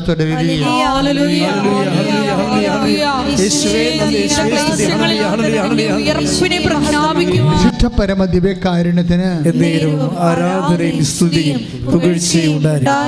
വിശ്വാസ പ്രഖ്യാപനത്തിൻ്റെ മെക്കാനിസമാണ് ഞാൻ നിങ്ങളോട് പറഞ്ഞത്. ഇനി വരാൻ വിശ്വാസം തന്നെ. ഇത് എവിടുന്നാണ് വരുന്നത്? ഇത് എഫേസ്യർ 2:8 എന്താ പറയണത്? വിശ്വാസം വഴി കൃപയാലാണ് നമ്മൾ രക്ഷിക്കപ്പെടുന്നത്. അപ്പൊ കൃപ നമുക്ക് ലഭിക്കുന്നതിനും രക്ഷിക്കപ്പെടുന്നതിനും കൃപ ദൈവത്തിൻ്റെ ശക്തിയാണെന്ന് ഓൾറെഡി ഞാൻ പറഞ്ഞു കഴിഞ്ഞു. നമുക്ക് വേണ്ടത് വിശ്വാസമാണ്. വിശ്വാസത്തെ വിശ്വാസത്തിൻ്റെ പ്രകാശത്തിൽ ഒന്നാം ഘട്ടത്തിൽ വരണത് എന്താണ്? വിശ്വാസ പ്രഖ്യാപനമാണ്. അധരം കൊണ്ടാണ് നമ്മൾ പ്രഖ്യാപിക്കുന്നത്. ഇനി വിശ്വാസത്തിൻ്റെ പ്രകാശനങ്ങളുണ്ട്. ഇപ്പം നിങ്ങൾ പറഞ്ഞില്ലേ, ഇപ്പം കഴിഞ്ഞ ദിവസങ്ങളിലൊരു സാക്ഷ്യം ഉണ്ടായി, വിശ്വാസ പ്രകാശനം. അതായത് അതും ഇതുപോലെ തന്നെ ടെൻഷൻ എന്നും പറഞ്ഞൊരു വ്യക്തിയാണ്. പുള്ളി വലിയ ഹൈ ബിസിനസ്, പുള്ളിക്കാരുടെ പ്രശ്നം 40 ലക്ഷം കടവാണ്. ഈ ഉടമ്പടിയിലൊക്കെ വരുന്നതെന്ന് വെച്ചാൽ നിസ്സാര കാര്യം. 5 കോടി കടം, 40 ലക്ഷക്കണക്കിന് ലക്ഷക്കണക്കിനും കോടിക്കണക്കിനും കടമുള്ള ആൾക്കാരാണ് ഉടമ്പടി കാലങ്ങളിൽ കൊണ്ടെടുക്കുന്നത്. ടെൻഷൻ്റെ പ്രശ്നം എന്ന് വെച്ച് കഴിഞ്ഞാൽ അദ്ദേഹത്തിൻ്റെ ആപ്പ് നിരോധിച്ച്. ആപ്പെന്ന് പറയുന്നത് അങ്ങനെ കന്നഡ ഡിസൈൻ ചെയ്ത് കന്നഡ ഹോൾസെയിൽ ബിസിനസ് ചെയ്യുന്ന ആളാണ്. അപ്പോൾ ഈ കന്നഡയിൽ നമുക്കൊരു ആപ്പുണ്ടെങ്കിൽ, ഇപ്പോൾ കൃപാസനത്തിന് ആപ്പ് ചെയ്തുകൊണ്ടിരിക്കുകയാണ്. എന്നുവെച്ചാൽ കൃപാസനം ഇപ്പോൾ നമുക്ക് ലൈറ്റേക്കാൻ്റെ പേ റിക്വസ്റ്റ് ഉണ്ട്, ഓൺലൈൻ ഉടമ്പടിയുണ്ട്, അതുപോലെ തന്നെ യൂട്യൂബ് ഉണ്ട്, ഫേസ്ബുക്ക് ഉണ്ട്, ടെലഗ്രാം ഉണ്ട്, വാട്സപ്പ് ഉണ്ട്. ഇതെല്ലാം സിംഗിൾ വിൻഡോയിലേക്ക് വരും. അപ്പോൾ ഈ ആപ്പ് ഡൗൺലോഡ് ചെയ്യണമെന്നുണ്ടെങ്കിൽ ഇപ്പോൾ ഡൗൺലോഡ് ചെയ്യരുത്, ഞാൻ പറയാം. അതിനെ കുറച്ച് ലാസ്റ്റ് വർക്ക് ചെയ്തുകൊണ്ടിരിക്കുകയാണ്. എത്ര 1.5 കൊല്ലമായി ചെയ്യണത്, നിസ്സാരമല്ല, കുറേ വർക്കുണ്ട് അതിന്. അപ്പോൾ കംപ്ലീറ്റ് ആപ്പ് ചെയ്യാൻ ഈ ആപ്പ്, ഇയാളുടെ കന്നഡയുടെ ആപ്പ്, ടെൻഷൻ്റെ കന്നഡയുടെ ആപ്പ് ഇൻ്റർനാഷണൽ ലെവലിൽ നിരോധിച്ചു. ഇത് കേസുണ്ടായി. കാര്യം മറ്റ് കന്നഡ കച്ചവടക്കാരൊക്കെ പ്രശ്നം ഉണ്ടാക്കി എന്തോ ചെയ്തിട്ട് അവർ കേസ് കൊടുത്തിട്ട് ഇൻ്റർനാഷണൽ ലെവലിൽ കമ്പനി ആപ്പ് നിരോധിച്ചു. ആപ്പ് നിരോധിച്ചവരുടെ കന്നഡ ബിസിനസ് തകർന്ന. ആപ്പ് നിരോധിച്ചു കഴിഞ്ഞാൽ പിന്നെ ഇയാൾക്ക് അയാൾ തന്നെ ഡിസൈൻ ചെയ്യണേ കന്നഡയെ. അപ്പോൾ അത് ആപ്പിലാണ് ഇടണത്. അതാണ് ആൾക്കാർ ഡൗൺലോഡ് ചെയ്തിട്ട് കന്നഡ റീറ്റെയിലായിട്ട് എടുക്കുന്ന ആൾക്കാരില്ലേ, അതാണ് അവർ ആപ്പ് ഡൗൺലോഡ് ചെയ്തിട്ടാണ് നോക്കണത്. അതിൻ്റെ ഡിസൈൻ നോക്കിയിട്ട് ഇപ്പോൾ നമുക്ക് എല്ലാം ഡിസൈൻ നമ്മളറിയുന്നില്ലെന്നേ ഉള്ളൂ. നമ്മളിങ്ങനെ കണ്ടൊക്കെ വെച്ച് നടക്കും. ഇവരെല്ലാവരും എപ്പോഴും അപ്ഡേഷനുണ്ട്, ഡിസൈനിൽ അപ്ഡേഷനുണ്ട്, എല്ലാത്തിനും ഉണ്ട് അല്ലേ. ആഭരണങ്ങൾക്ക് ഇല്ല, വാച്ചിന്, എല്ലാത്തിനും ഡിസൈൻ അപ്ഡേഷനുണ്ട്. അപ്പോൾ അപ്ഡേഷൻ എല്ലാം ആപ്പ് വഴിയാണ് നടക്കുന്നത്. പക്ഷേ ആപ്പ് നിരോധിച്ചു. ആപ്പ് നിരോധിച്ചതോടുകൂടി ഈ ടെൻഷൻ ശരിക്കും ടെൻഷനിലായിപ്പോയി. കാര്യം പിന്നെ കച്ചവടം ഇല്ലല്ലോ, എല്ലായിടത്തും കച്ചവടം പെൻഡിങ് ആകുകയും അയാൾക്ക് കടം കിട്ടാനുള്ളവർക്ക് കൊടുക്കാൻ പറ്റാതെയും സെയിലെല്ലാം മരവിച്ചു പോയി. തൃശ്ശൂർക്കാരനാണ്. അപ്പോൾ സെയിലെല്ലാം മരവിച്ചു. 40 ലക്ഷം ഇൻട്രസ്റ്റോടുകൂടി കടത്തിലായി. അപ്പം ജീവിതം പൊങ്ങാൻ വേറെ ഒന്നും വേണ്ടല്ലോ. 40 ലക്ഷം ഇൻട്രസ്റ്റോട് കടത്തിലായപ്പോൾ ജെയ്സൺ പിന്നെ എന്താ ചെയ്യേണ്ടത്? ഉടമ്പടി ആശ്രയിക്കാൻ, ഉടമ്പടി ചെയ്യാൻ. അതാണ് ഈ ഉടമ്പടി ചെയ്യുമ്പോൾ ജെയ്സൻ്റെ ഈ കന്നഡ ആപ്പ് നിരോധിച്ച കന്നഡയ്ക്ക് എന്നാ സംഭവിക്കണം നമ്മളറിയണം. നമ്മൾ എപ്പോഴും ദൈവത്തോട് പറയുന്ന എനിക്ക് തോന്നുന്നത് ദൈവത്തോട് പ്രത്യേകിച്ചൊന്നും പറഞ്ഞു കൊടുക്കാതിരിക്കാൻ നല്ലത്. ഇന്നതുപോലെ ചെയ്തു തന്നാൽ ഇന്നതുപോലെ ഞാൻ രക്ഷപ്പെടും, അങ്ങനെയൊന്നും നിങ്ങൾ പറയാതിരിക്കാൻ നല്ലത്. കാര്യം നിങ്ങളുടെ കൊച്ചു ബുദ്ധിക്ക് പറ്റുന്നതിനേക്കാൾ ഉപരി നമ്മുടെ ധാരണയുടെ അതിലേക്കാണ് ദൈവത്തിൻ്റെ ബുദ്ധി. മനസ്സിലായ? അപ്പം നമ്മൾക്കൊരു ധാരണ ഉണ്ടാവും, നമ്മുടെ കന്നഡ രക്ഷപ്പെടണമെങ്കിൽ, കന്നഡ വ്യാപാരം രക്ഷപ്പെടണമെങ്കിൽ ഇന്നത് ദൈവം ചെയ്തു തന്നാൽ മതി. അപ്പോൾ ദൈവത്തിനെ കയറി പഠിപ്പിക്കാൻ നിൽക്കരുത് ആരും. നിങ്ങൾ രക്ഷപ്പെടണമെങ്കിൽ ഇന്ന കാര്യം ദൈവം ചെയ്തു തന്നാൽ മതി എന്ന് പറയരുത്. അത് മണ്ടത്തര. കാര്യം പലപ്പോഴും ബൈബിൾ പറയും, നിങ്ങളുടെ ധാരണകളെ അതിലേക്കാണ്. Take the word of God. നിങ്ങളുടെ ധാരണകളെ അതിലേക്ക്. ഫിലിപ്പിയർ 4:6-7 ഒന്നിനെക്കുറിച്ചും ആകുലരാകേണ്ട. പറഞ്ഞേ, ഒന്നിനെക്കുറിച്ചും ആകുലരാകേണ്ട. പ്രാർത്ഥനയിലൂടെയും അപേക്ഷയിലൂടെയും കൃതജ്ഞതാസ്തോത്രങ്ങളോടെ നിങ്ങളുടെ യാചനകൾ ദൈവസന്നിധിയിൽ അർപ്പിക്കുവിൻ. അപ്പോൾ നമ്മുടെ എല്ലാ ധാരണയെയും അതിലംഘിക്കുന്ന ദൈവത്തിന്റെ സമാധാനം നിങ്ങളുടെ ഹൃദയങ്ങളെയും ചിന്തകളെയും യേശുക്രിസ്തുവിൽ കാത്തുകൊള്ളും. അപ്പോൾ ഒരു സമാധാനം എന്ന് പറയുന്നത് ഒരു ഉത്തരമാണ്, ആൻസറാണ്. ദൈവത്തിൻ്റെ സമാധാനം എന്ന് പറഞ്ഞാൽ ദൈവത്തിൻ്റെ ഉത്തരമെന്ന അർത്ഥം. നിന്നിപ്പോൾ ജയിച്ച ടെൻഷൻ്റെ വിഷയത്തിന് അയാൾക്കൊരു ധാരണയുള്ളത് എന്താണ്? ആപ്പ് നിരോധിച്ച ആപ്പ് വീണ്ടും കമ്പനി റീസെറ്റ് ചെയ്ത് കഴിഞ്ഞാൽ അയാൾക്ക് സമാധാനം കിട്ടും, ഉത്തരം കിട്ടുമെന്നാണ്. പക്ഷേ ആ ധാരണയല്ല ഫിലിപ്പിയർ 4:6-7 പറയണത്. 4-ാം അധ്യായം 6-ാം വാക്യവും 7-ാം വാക്യവും പറയുന്നതാണ്, നിങ്ങളുടെ ജീവിതം രക്ഷപ്പെടാൻ നിങ്ങളുടെ ധാരണയെ അതിലംഘിക്കുന്ന ദൈവത്തിൻ്റെ സമാധാനം, ദൈവത്തിൻ്റെ ഉത്തരം. അവിടുത്തെ സമാധാനത്തിന് പീസ് എന്നല്ല, ആൻസർ എന്ന അർത്ഥം. ദൈവത്തിൻ്റെ ആൻസർ, ദൈവത്തിൻ്റെ ഉത്തരമുണ്ട്. ടെൻഷൻ അതനുസരിച്ച് ഉത്തരം, ആൻസർ. അയാൾ പിന്നെ ഒരു കാര്യമുണ്ട്, അയാൾ ഉടമ്പടിയുടെ സത്യസന്ധതയുള്ള ആളാണ്. ഈ നമ്മുടെ സത്യസന്ധത ഉണ്ടെങ്കിലാണ് ദൈവം ആ ഉടമ്പടിയുടെ യഥാർത്ഥ തനി നിറം കാണിക്കത്തുള്ളൂ. നമ്മൾ സത്യസന്ധത ഇല്ലാത്തവർ, നമുക്കൊരു ഉടമ്പടി എടുക്കുന്നവരിൽ എനിക്കറിയാം ഒരു 70% പേര് സത്യസന്ധത ഇല്ലാത്തവരാണ് ഉള്ള കാര്യം ഞാൻ മുഖത്ത് നോക്കി പറയുകയാണ്. ഉടമ്പടി എടുക്കുന്നവരിൽ 70% പേര് സത്യസന്ധത ഇല്ലാത്തവരാണ്. അവർ ദൈവത്തോട് എന്താണ് ഉടമ്പടി ചെയ്യിക്കണമെന്ന് അവർക്ക് അറിയത്തില്ല. അവരുടെ വിഷയത്തെക്കുറിച്ച് അവരെപ്പോഴും ഭയങ്കര ആകുലരായിരിക്കും, ദൈവത്തെക്കുറിച്ച് ഒരിക്കലും അല്ല. അതാണ് നമുക്ക് ഉടമ്പടി പറ്റുന്ന ഒരു അബദ്ധം. പക്ഷേ ടെൻഷൻ അങ്ങനെയല്ല. ടെൻഷൻ എന്തെല്ലാം കാര്യം ചെയ്തറിയാം. ഇത്രയും 40 ലക്ഷം കടത്തി കിടന്നിട്ട് എന്തെല്ലാം കാര്യം ആ മനുഷ്യൻ ചെയ്യുന്നറിയാവോ? ഓരോ റിട്ടയർ ഷോപ്പ്, കേരളം മുഴുവൻ റിട്ടയർ ഷോപ്പാണ്. അയാൾക്ക് കാശ് കൊടുക്കാനുള്ള ആൾക്കാരാണ്. എല്ലാവരെയും കാണാൻ പോകുമ്പോഴൊക്കെ ചില സമയത്ത് കടയടച്ച് പിരിയുമ്പോഴൊക്കെയല്ലേ നമ്മൾ കാശ് കളക്ട് ചെയ്യണ ആൾക്കാർ. കട അടക്കാൻ നേരത്തല്ല കാശ് കളക്ട് ചെയ്യുന്നത്. അപ്പോൾ പല സമയത്തും കൊല്ലത്തും ട്രിവാൻഡ്രത്തും കാസർഗോഡും ഒക്കെ പോയി കട അടച്ച് കടക്കാൻ നേരത്തെ കാശ് കളക്ട് ചെയ്ത് കിട്ടണ കാശ് വാങ്ങിച്ചിട്ട് പുറത്തിറങ്ങുമ്പോൾ ഇയാൾ ചെയ്യണ എന്താ പരിപാടി? എന്താ? ഇയാൾ ഉടമ്പടിയുടെ ആ ജീവകാരുണ്യ പ്രവർത്തനം കൃത്യമായിട്ട് ചെയ്യുന്നുണ്ട്. ആ സാക്ഷ്യം അടിപൊളി സാക്ഷ്യമാണ്. എന്താ ചെയ്യേണ്ടത്? അയാൾ നിരത്തിൽ കിടന്നുറങ്ങുന്ന രോഗികളെയൊക്കെ വിളിച്ചെഴുന്നേൽപ്പിക്കും. ഒത്തിരി പേര് നിരത്തിലൊക്കെ കിടന്ന് ഉറങ്ങത്തില്ലേ? എന്നിട്ട് ചോദിക്കും ഭക്ഷണം കഴിച്ചിട്ടാണ് ഉറങ്ങണമെന്ന് ചോദിക്കും. അവർ ചോദ്യം മതിയില്ല ദൈവത്തിൻ്റെ മനസ്സ് കുളിർക്കുവാൻ. ഭക്ഷണം കഴിച്ചിട്ടാണ് ഉറങ്ങണം. അപ്പോൾ ചിലർ പറയും ഇല്ലെന്ന് പറയും, എന്നാ ബാന്ന് പറയും. എന്നിട്ട് ഹോട്ടലിൽ കൊണ്ടുപോയി, ഏത് ഹോട്ടലാണ് തുറന്നിരിക്കുന്നത് അവിടെ കൊണ്ടുപോയി മനുഷ്യൻ ഭക്ഷണം വാങ്ങിച്ചു കൊടുക്കും. ഇവിടെ വന്നിരിക്കുന്ന എന്താ പരിപാടി? ഇവിടെ വന്നിട്ട് ഇവിടെ നിന്ന് 1 കെട്ട് പത്രമാണ് നമ്മൾ മേടിക്കാൻ പറയണത്. പക്ഷേ പുള്ളി 5 കെട്ട് പത്രം മേടിക്കും.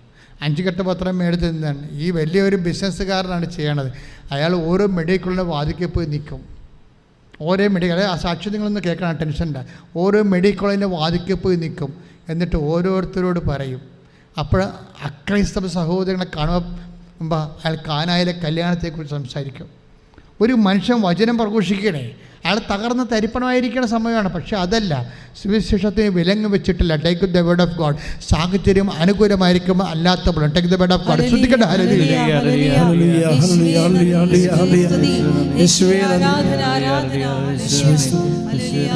പരിശുദ്ധ പരമ ദിവ്യകാരുണ്യത്തിന് ആരാധനയും സ്തുതിയും പുകഴ്ചയും ഉണ്ടായിരിക്കട്ടെ.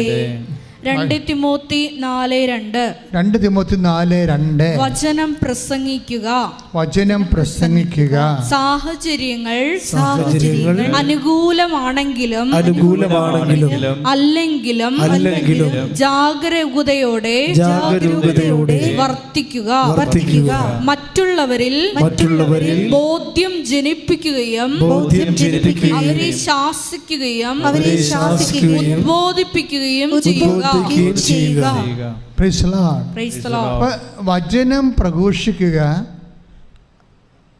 സാഹചര്യം അനുകൂലമാണെങ്കിലും അല്ലെങ്കിലും. എപ്പോഴും നമുക്ക് സാഹചര്യം അനുകൂലമായി വരിക. ഇപ്പം ജെയ്സിന് സാഹചര്യം അനുകൂലമല്ല.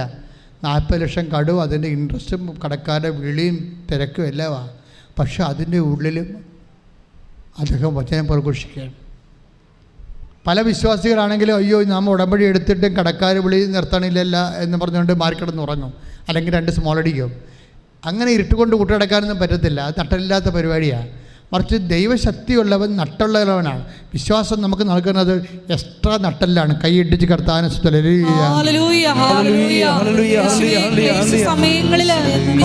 പരിശുദ്ധ പരമ ദിവ്യകാരുണ്യത്തിന് വിശ്വാസിയെ സംബന്ധിച്ചിടത്തോളം ഉള്ള അനുഭവമാണ് സുവിശേഷം. ഇപ്പം കടമുണ്ടാകാം, രോഗമുണ്ടാകാം, പക്ഷെ സുവിശേഷം വിലങ്ങ് വെക്കപ്പെട്ടിട്ടില്ല. സുവിശേഷം സാഹചര്യം അനുകൂലമല്ലെങ്കിലും അത് പ്രഘോഷിക്കാനുള്ള വിശ്വാസമെന്ന് പറയണത് അത് വിശ്വാസത്തിൻ്റെ ഒരു പ്രകാശനമാണ്. അപ്പം ജെയ്സൺ ഞാൻ പറഞ്ഞ വിശ്വാസം കൈമാറുന്നത് വിശ്വാസ പ്രഖ്യാപനത്തിലൂടെ, പിന്നെ എന്താണ് വിശ്വാസ പ്രകാശനത്തിലൂടെ. വിശ്വാസ പ്രകാശനമാണ് ഇപ്പോൾ ജെയ്സൺ ചെയ്യണത്. എന്താണ് കാര്യം? അവിടെ സാഹചര്യം അനുകൂലമല്ല, പക്ഷേ സ്റ്റിൽ അയാൾ ഓരോ മെഡിക്കൽ കോളേജിനെ വാദിക്കലും ഹോസ്പിറ്റൽ വാദിക്കുന്നതുകൊണ്ട് കൃപാസനം പത്രം പറഞ്ഞ് കൊടുക്കുക. അത് അക്രൈസ്തവരാണെന്ന് കണ്ട അദ്ദേഹം കാനായിലെ കല്യാണത്തെക്കുറിച്ചും ഒരു കുടുംബം അന്യം നിന്ന് പോകാൻ പോകുമ്പോൾ തകർച്ച ബാധിക്കുമ്പോൾ അമ്മ എങ്ങനെ മധ്യസ്ഥം വഹിക്കണമെന്നും അമ്മയുടെ മധ്യസ്ഥം എങ്ങനെ യേശു കേൾക്കണമെന്നും എങ്ങനെ വീണ്ടെടുക്കണമെന്നും ഈ മനുഷ്യൻ പറഞ്ഞ് ആ മനുഷ്യൻ പഠിച്ച് സുവിശേഷം പ്രഘോഷിക്കാൻ കൊടിയ കടത്ത് നിന്നുകൊണ്ട് ആ മനുഷ്യൻ സാഹചര്യം അനുകൂലമല്ലാത്തപ്പോഴും ആ മനുഷ്യൻ സുവിശേഷം വിലങ്ങ് വെക്കാത്ത സുവിശേഷം പ്രസംഗിച്ചുകൊണ്ടിരിക്കുകയാണ്. ഇന്ന് പ്രാർത്ഥിക്കുക, കർത്താവായ ദൈവമേ, ഈ വചനം കേൾക്കുന്ന എൻ്റെ ജീവിതത്തിലെ എൻ്റെ ജീവിത സാഹചര്യം രോഗങ്ങൾ കൊണ്ടോ കടങ്ങൾ കൊണ്ടോ ജോലിയില്ലായ്മ കൊണ്ടോ കലഹങ്ങൾ കൊണ്ടോ വിവാഹമോചനം കൊണ്ടോ കമ്പനിയുടെ തകർച്ചകൾ കൊണ്ടോ ഏത് തകർച്ചയിലാണെങ്കിലും മരണത്തിന്റെ തകർച്ചയെ അതിജീവിച്ചുകൊണ്ട് പുനരുദ്ധാനം ചെയ്ത യേശുവിൽ വിശ്വസിക്കുന്ന എന്നിലേക്ക് ഉദ്ധാനത്തിന്റെ ശക്തി അഭിഷേകമായി നൽകണമേ. എല്ലാ സാഹചര്യത്തിലും അനുകൂലമായാലും പ്രതികൂലമായാലും വിശ്വാസ പ്രകാശനമായി സുവിശേഷം പ്രഘോഷിക്കുവാൻ, സുവിശേഷം പ്രാവർത്തികമാക്കുവാൻ, സുവിശേഷം പ്രകാശിപ്പിക്കുവാൻ അഭിഷേകം ചെയ്യണമേ. കാരുണ്യത്തിന് ഇതുകൊണ്ടും തീർന്നില്ല. പുള്ളിക്കാരൻ ആൾക്കാരെ കളക്ട് ചെയ്ത് നാട്ടിലൊക്കെ ഇറങ്ങി പ്രവർത്തിച്ചു. എല്ലാം ഒരു വണ്ടിയൊക്കെ ബുക്ക് ചെയ്ത് ആൾക്കാരെ കൊണ്ടുവന്ന് കൃപാസനത്തിൽ ഉടമ്പടി എടുപ്പിക്കാൻ തുടങ്ങി. ഇപ്പോഴും ഈ മനുഷ്യൻ്റെ വിഷയത്തിൽ സമാധാനമൊന്നും ഉണ്ടായിട്ടില്ലേ? പക്ഷെ അങ്ങനെ അഡ്വാൻസ് ചെയ്യണം ദൈവത്തിനെ. അല്ല, നമ്മളിപ്പോൾ ചിലരുണ്ടല്ലോ, ഓരോരോ പ്രത്യക്ഷീകരണ പ്രാർത്ഥന ചെയ്തേച്ചും വന്ന് കമ്പ്യൂട്ടർ അടിച്ചു നോക്കും. ഓഫർ ലെറ്റർ വന്നാന്ന് അടിച്ചു നോക്കത്തില്ലേ? ഓരോ എന്തെങ്കിലുമൊക്കെ പ്രത്യക്ഷ പ്രാർത്ഥന, എന്തെങ്കിലുമൊക്കെ ചില ചില്ലറ പരിപാടിയൊക്കെ ചെയ്തേച്ച് ശുശ്രൂഷ വന്നിട്ട് വിസ വന്നാൽ കമ്പ്യൂട്ടർ അടിച്ച് നോക്കും. അതൊക്കെ ഒരു ഞരമ്പ് രോഗമാണ്. ദൈവത്തിനെ പരീക്ഷിക്കാൻ വേണ്ടി, വയറ്റിപ്പഴപ്പിന് വേണ്ടി മാത്രം ഉടമ്പടി ചെയ്ത ആൾക്കാർ. അങ്ങനെ നിങ്ങൾ നശിക്കരുത്. ദൈവത്തിൻ്റെ മുമ്പിൽ വിലയില്ലാത്ത ആൾക്കാരായിട്ട് ബ്രാൻഡ് ചെയ്യരുത്. അപ്പോൾ ദൈവത്തിന് മനസ്സിലാകത്തില്ല, ദൈവത്തിനല്ല വില, നിങ്ങളുടെ വിസയ്ക്കാണ് നിങ്ങൾ പ്രാധാന്യം കൊടുക്കണമെന്ന്. എന്തിനാണ് ദൈവത്തിന് പിടി കൊടുക്കണത്? അത് ലോക മണ്ടത്തരങ്ങളാണ്. കുറച്ച് ബുദ്ധി വേണം ദൈവമായിട്ട് ഇടപെടണമെങ്കിൽ. ആ ബ്രാൻഡഡ് ആകാതിരിക്കാൻ പ്രത്യേകം ശ്രദ്ധിക്കണം. ഈ ജെയ്സൺ കണ്ടില്ലേ, ബ്രാൻഡഡ് അല്ല. അയാൾക്ക് എന്തുമായിട്ട് അത് എൻ്റെ കടങ്ങളെക്കുറിച്ചും ഒക്കെ കർത്താവിന് തീരുമാനം ഉണ്ടാവും. എനിക്ക് കിട്ടിയ അഭിഷേകത്തിൽ ഞാൻ ദൈവത്തിൻ്റെ ജോലി ചെയ്യുമെന്ന് പറഞ്ഞ് അദ്ദേഹം ഓരോരോ ദാനങ്ങൾ ചെയ്യുക, ദാനധർമ്മങ്ങൾ ചെയ്യുക, ഇങ്ങനെ കുറേ ജോലി ചെയ്തുകൊണ്ടിരിക്കുകയാണ്. സുവിശേഷ വേല ചെയ്യുക. ഇത് വിശ്വാസത്തിൻ്റെ പ്രകാശനങ്ങളാണ്. വിശ്വാസത്തിൻ്റെ പ്രഖ്യാപനം പറഞ്ഞു, വിശ്വാസത്തിൻ്റെ പ്രകാശനം പറഞ്ഞു. അപ്പോൾ എന്താ സംഭവിച്ചത്? അയാൾ സ്വപ്നത്തിൽ വിചാരിക്കാത്ത ധാരണ അധ്യയനിക്കുന്ന ഒരു പുതിയ വഴിയുമായിട്ട് മാതാവ് വരണത്. നമ്മൾ ഞെട്ടിപ്പോവും, കണ്ണ് നിറഞ്ഞു പോവും. എന്താ അമ്മ ചെയ്തെന്നറിയോ? ഈ മനുഷ്യൻ്റെ അപ്പൂപ്പൻ്റെ കാലത്ത് കൈമാറ്റം വന്ന ഒരു കുടുംബപ്പുരയിടമുണ്ട്. അപ്പൂപ്പൻ അദ്ദേഹത്തിൻ്റെ ചേട്ടന് കൊടുത്തതാണ് ആ പുരയിടം. ചേട്ടൻ അത് ചേട്ടൻ്റെ മകൾക്ക് കൊടുത്തു. അവളെ വേറെ സ്ഥലത്ത് കെട്ടിച്ചു വിട്ടു. അവരെല്ലാം അമേരിക്ക സെറ്റിൽഡാണ് വർഷങ്ങളായിട്ട്. ഈ പുരയുടെ ഇവിടെ നാട്ടിൽ കിടപ്പുണ്ട്. ഈ പുരയുടെ ചാർജ് അത് തീർ കൊടുത്തതാണ്. ആ പുരയിടം ഗവൺമെൻറ്റിൽ ഈ ടാക്സ് അടക്കാതെ കാലഹരണപ്പെട്ട് ഗവൺമെൻറ് കൈകയറാൻ പോയി. അപ്പോൾ ഇത് ആരോ ഇവരെ നേരത്തെ അറിയിച്ചിട്ടുണ്ട്, നിങ്ങളുടെ പുരയുടെ മിക്കവാറും സർക്കാർ ഭൂമിയായിട്ട് മിച്ചഭൂമിയായിട്ട് കണ്ടുകെട്ടാൻ സാധ്യതയുണ്ട്. കാര്യം ഇത് അവർ ടാക്സ് അടക്കണില്ലല്ല. അപ്പോൾ അങ്ങനെ വരുമ്പോൾ ഒരു സുപ്രഭാതത്തിൽ, അത് പണ്ട് നടന്ന കാര്യമാണ്. അപ്പം ജീവിച്ചിരുന്ന കാലത്ത് ഇവിടുന്ന് നാട്ടിൽ നിന്ന് പറഞ്ഞതാണ്, പുരയിടം കാലഘട്ടപ്പെട്ടുകൊണ്ടിരിക്കുകയാണ്, മിച്ചഭൂമിയായി പോകുന്നതൊക്കെ പറഞ്ഞതാണ്. പക്ഷെ ഒരു സുപ്രഭാതത്തിൽ ഈ വല്യപ്പൻ കൈമാറ്റം ചെയ്ത ആ വല്യപ്പൻ്റെ മകള് നാട്ടിൽ വന്നിട്ട് ആ പുരയിടം ജെയ്സനും 6 പേർക്കുമായിട്ട് വീതിച്ച് തീർ കൊടുക്കും. അപ്പോൾ ഒരു 36 സെൻറ്റ് അയാൾക്ക് കിട്ടും. 36 സെൻറ്റ് പെട്ടെന്ന് നിൽക്കണം. ഒരു സുപ്രഭാതത്തിൽ 36 സെൻറ്റ് ഇങ്ങനെ പൊങ്ങി വരികയാണ്. ദൈവം ഒരു സൊല്യൂഷൻ ഉണ്ടായിക്കൊണ്ട് വരുന്ന സംഭവമില്ലേ ദൈവം. എന്നിട്ട് എന്താ അമ്മ ചെയ്തിരിക്കണത്? ജെയ്സൺ എന്താ ചെയ്തിരിക്കണത്? ജെയ്സൺ കൊണ്ട് ഉടമ്പടി ഉപ്പ് കൊണ്ടുപോയി വിശ്വാസ പ്രമാണം ചൊല്ലി ഈ 36 സെൻറ്റിൽ അങ്ങോട്ട് തളിക്കും. എന്താ കാര്യം? പുള്ളിക്ക് ജപ്തിയായി വരികയാണ്. അതുകൊണ്ട് ഈ പുരയിടത്തിൽ കൊണ്ട് ഉടമ്പടി ഉപ്പ് വിതറും. ഉപ്പ് വിതറി ഏതാണ്ട് 3 ദിവസത്തിനുള്ളിൽ പുരയിടം കച്ചവടമാകും. പുരയുടെ കച്ചവടമായി ഈ 40 ലക്ഷത്തെ കൂടുതൽ അടക്കാനുള്ള കാശ് കിട്ടണമല്ല. ബാങ്കിൽ നിന്ന് വൺ ഡേ സെറ്റിൽമെൻറ്റ് വരും. അപ്പോൾ പിന്നെയും പകുതിയായിട്ട് കടം കുറയും. അതായത് ഒരു വിഷയം നോക്കിയാൽ ദൈവം എന്ത് ജെനുവിനായിട്ടാണ് ഒരു മനുഷ്യനെ ഇട്ട് ഉടമ്പടി ടെക്കേറ്റ്. ഉടമ്പടിയോട് നമ്മൾ വിശ്വസ്തരാണെന്ന് ദൈവത്തിന് തോന്നിയാൽ, ജെയ്സന് ഒരു 1.5 വിശ്വസ്തത കാണിച്ചിരിക്കണത്. 1.5 ദൈവത്തിന് വിശ്വസ്തത ഭയങ്കര ഇഷ്ടമാണ്. കാര്യം ദൈവത്തിൻ്റെ സ്വഭാവമാണ് വിശ്വസ്തത എന്ന് പറയണത്. അപ്പോൾ ഇവൻ ഒരു ദൈവത്തോട് ഉടമ്പടി വിശ്വസ്തത എന്ന് പറയുമ്പോൾ ദൈവം തന്നെ ഒരു ബുദ്ധിയിൽ ഒരു പാക്കേജ് കണ്ടുപിടിച്ചിട്ട് ഇവനെ ലിഫ്റ്റ് ചെയ്യണം. അത് വല്ലാത്തൊരു ലിഫ്റ്റിംഗ് ആയിപ്പോയി. അതായത് അത്ര നമ്മളെ ഒന്നും ചിന്തിക്കാത്ത. അതുകൊണ്ട് ഞാൻ പറഞ്ഞു, ദൈവത്തിന് നിങ്ങൾ വരച്ച് കൊടുക്കരുതെന്ന് പറഞ്ഞതിൻ്റെ കാര്യം. ദൈവം വരക്കട്ടെ. ദൈവം വരക്കുമ്പോൾ അമർത്തി കുലുക്കി നിറച്ചളന്ന് 36 6:36 ശ്രദ്ധിക്കട്ടെ. ഹല്ലേലൂയ അല്ലേ? യേശുവേ നന്ദി. ലൂക്ക 6:36-38 ശ്രദ്ധിക്കട്ടെ. ലൂക്ക 6:38 കൊടുക്കുവിൻ നിങ്ങൾക്കും ലഭിക്കും. പറഞ്ഞു, കൊടുക്കുവിൻ നിങ്ങൾക്കും ലഭിക്കാം. അമർത്തിക്കുലുക്കി നിറച്ചളന്ന് അവർ നിങ്ങളുടെ മടിയിലിട്ട് തരും. ഇതല്ലേ സംഭവം? അതേ ഇപ്പം ജെയ്സൺ കൊടുക്കണല്ല, എല്ലാവർക്കും കൊടുക്കണം. ആകാശിൻ്റെ കടവാണ്.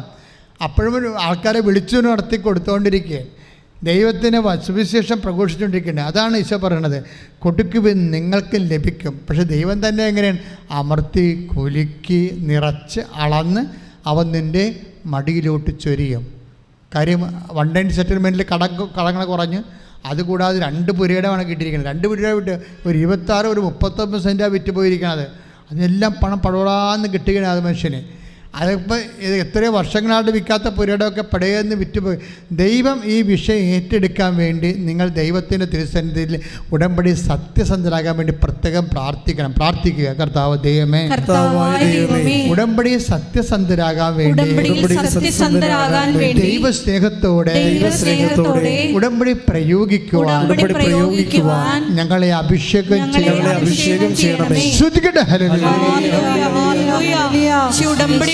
ഞങ്ങൾ ഓരോരുത്തരും നിബന്ധനകൾ വിശ്വസ്താപൂർവം ദൈവസ്നേഹത്തോട് ചെയ്യുവാൻ. നമ്മളിപ്പോൾ വിശ്വാസത്തെയാണ്. ഇപ്പം നിങ്ങളെ കഥ അറിയാതെ ആട്ടം കാണരുത്. വളരെ സിസ്റ്റമാറ്റിക്കായിട്ടാണ് ഈ ശുശ്രൂഷ പോണത്. ഇതിൻ്റെ വിഷയം എന്താണ്? എഫേസ്യസ് 2:8 എന്താണ്? വിശ്വാസം വഴി പറഞ്ഞേ, കൃപയാലാണ് നമ്മൾ രക്ഷിക്കപ്പെട്ടത്. അത് നമ്മുടെ അധ്വാനത്തിന്റെ ഫലമല്ല, ദൈവത്തിന്റെ ദാനമാണ്. അപ്പൊ വിശ്വാസം വഴിയാണ് നമുക്ക് ദാനം ലഭിക്കുക എന്ന് നമുക്ക് കണ്ടത്. അപ്പൊ വിശ്വാസം വഴി ദാനം എങ്ങനെയാണ് ലഭിക്കണമെന്നാണ് നമ്മൾ പിന്നെ കണ്ടത്. വിശ്വാസം പ്രകാശനത്തിലൂടെയാണ്, വിശ്വാസം പ്രഖ്യാപനത്തിലൂടെ. അത്തരം കൊണ്ട് നമ്മൾ പ്രഖ്യാപിക്കുന്നു, വിശ്വാസ പ്രമാണം ചെല്ലുന്നു, പ്രാർത്ഥന ചെല്ലുന്നു. അതെല്ലാം വിശ്വാസ പ്രഖ്യാപനമാണ്. രണ്ടാമത്തെ എന്താണ്? വിശ്വാസ പ്രകാശനമാണ്. ഈ ജെയ്സൺ ചെയ്ത മുഴുവൻ വിശ്വാസ പ്രകാശനം കൂടിയാണ് ചെയ്തിരിക്കുന്നത്. അതുപോലെ തന്നെ വിശ്വാസ പ്രയോഗമുണ്ട്. അയാളെ വിൽക്കാത്ത സ്ഥലത്ത് കൊണ്ടുപോയി വിശ്വാസ പ്രമാണം ചൊല്ലിയിട്ട് ഉപ്പിടുമ്പോഴെന്താ സംഭവം? അത് പ്രയോഗമാണ്. വിശ്വാസം 3-4 തരത്തിലാണ്. ഉടമ്പടി പോലെ ഇത്രയും മനോഹരമായ രീതിയിൽ വിശ്വാസത്തിൻ്റെ സമഗ്രത പ്രകാശിപ്പിക്കുന്ന മറ്റൊരു പ്രാർത്ഥനാ രൂപം ഉണ്ടാകത്തില്ല. ഇത് വിശ്വാസ പ്രയോഗമാണ്. വിശ്വാസം പ്രയോഗിക്കുകയാണ്. പ്രഖ്യാപിക്കുന്നു, പ്രകാശിപ്പിക്കുന്നു, പ്രയോഗിക്കുന്നു. വിശ്വാസ പ്രയോഗമാണ്. വിശ്വാസ പ്രയോഗത്തിൻ്റെ ഏറ്റവും ശക്തമായ ഇപ്പം ബെന്നി ജോസഫ് എന്ന് പറഞ്ഞ സ്ത്രീയാണ് കേട്ടോ. ബെന്നി ജോസഫ് എന്ന് പറഞ്ഞ സാക്ഷ്യം ഉണ്ടായി ഈ ദിവസങ്ങളുണ്ടായിരുന്നു. എനിക്ക് ഭയങ്കര ഇഷ്ടപ്പെട്ടൊരു സാക്ഷിയാണ്. ബെന്നി ജോസഫിൻ്റെ പ്രോബ്ലം വെച്ച് കഴിഞ്ഞാൽ 10-28 കൊല്ലമായിട്ട് അവർ ഈ കോട്ടപ്പുറത്തുള്ളതാണ്, കൃഷ്ണൻകോട്ട ഇടവകയാണ്. അവരുടെ പ്രശ്നം നിങ്ങൾ ചിന്തിച്ചാൽ അവിടെയൊക്കെ മുഴുവൻ വെള്ളമാണല്ല. നമ്മൾ ഈ പ്രളയത്തിൻ്റെ സമയത്ത് ഏറ്റവും കൂടുതൽ ദുരിതം അനുഭവിച്ച സ്ഥലങ്ങളാണ് കോട്ടപ്പുറം. പെരിയാറൊക്കെ വന്ന് വീഴണ സ്ഥലമല്ലേ. ഇപ്പം പെരിയാർ പൊങ്ങുമ്പോൾ ഓട്ടോമാറ്റിക്കലായിട്ട് എല്ലാ വീട്ടിലും വെള്ളം പൊങ്ങി. എത്രയോ സ്ഥലമാണ് വൈപ്പിൻ തൊട്ട് അങ്ങ് ചെറായി വരെയും, ചെറായും കഴിഞ്ഞ് വെള്ളം പൊങ്ങിയില്ലേ, എല്ലാ വീട്ടിലും വെള്ളം കയറി. അപ്പം അതുപോലെ അവരുടെ വീടിൻ്റെ അടുത്ത് കൂടി ഒരു തോട് പോകണ്ടേ, ഒരു തോട്. ഈ തോടിൻ്റെ പ്രശ്നം ഏറ്റവും വരുമ്പോൾ 7 തോടിങ്ങനെ പൊങ്ങുമ്പോൾ എന്നാ പറ്റണമെന്ന് വെച്ച് കഴിഞ്ഞാൽ അവിടെ പറമ്പിലേക്ക് വെള്ളം കയറും. തോട്ടിലെ വെള്ളം പറമ്പ് ഇപ്പോഴത്തെ കാലത്ത് തോടെന്ന് പറയുമ്പോൾ അറിയാമല്ലോ, എല്ലാ അഴുക്കും ഉണ്ടാകുന്ന വേസ്റ്റ് ഇട്ട സെപ്റ്റി ടാങ്ക് പൊട്ടി ഒഴുകണ പോലെയാണ് ഈ തോടൊക്കെ പൊട്ടണത്. നിങ്ങളൊന്ന് പ്രാർത്ഥിക്കേണ്ട ഒരു വിഷയമാണ്. കാര്യം ഒരു 50 കൊല്ലം മുമ്പ് നമ്മുടെ തോടൊക്കെ എന്ത് മനോഹരമായിരുന്നു, വൃത്തിയായിരുന്നു, മെനയായിരുന്നു. ഇപ്പോൾ എല്ലാം സെപ്റ്റി ടാങ്ക് പോലെ കറുത്തില്ലേ. അതായത് നമ്മുടെ സംസ്കാരത്തിൽ വന്നിരിക്കുന്ന ഒരു പെശകാണ് ശരിക്കും. നമ്മുടെ എഡ്യൂക്കേറ്റഡ് ആണ്, പക്ഷേ നമുക്ക് സംസ്കാരം കുറവാണ്. അതുകൊണ്ട് നമ്മുടെ പരിസരങ്ങളൊക്കെ ഭയങ്കര മലിനീകരണമാണ്. വെള്ളം മാത്രമല്ല, അന്തരീക്ഷവും എല്ലാം. ഇപ്പോൾ പണ്ടൊക്കെ നമ്മൾ കടകളിലൊക്കെ ചെല്ലുമ്പോൾ കണ്ടിട്ടില്ലേ, സിഗരറ്റ് കുറ്റിയും അതുപോലെ ബീഡി കുറ്റിയും എല്ലാം ഇവിടെ കിടക്കണ കാണാം. സിഗരറ്റ് കുറ്റി, ആൾക്കാർ മുറുക്കാൻ തുപ്പണ.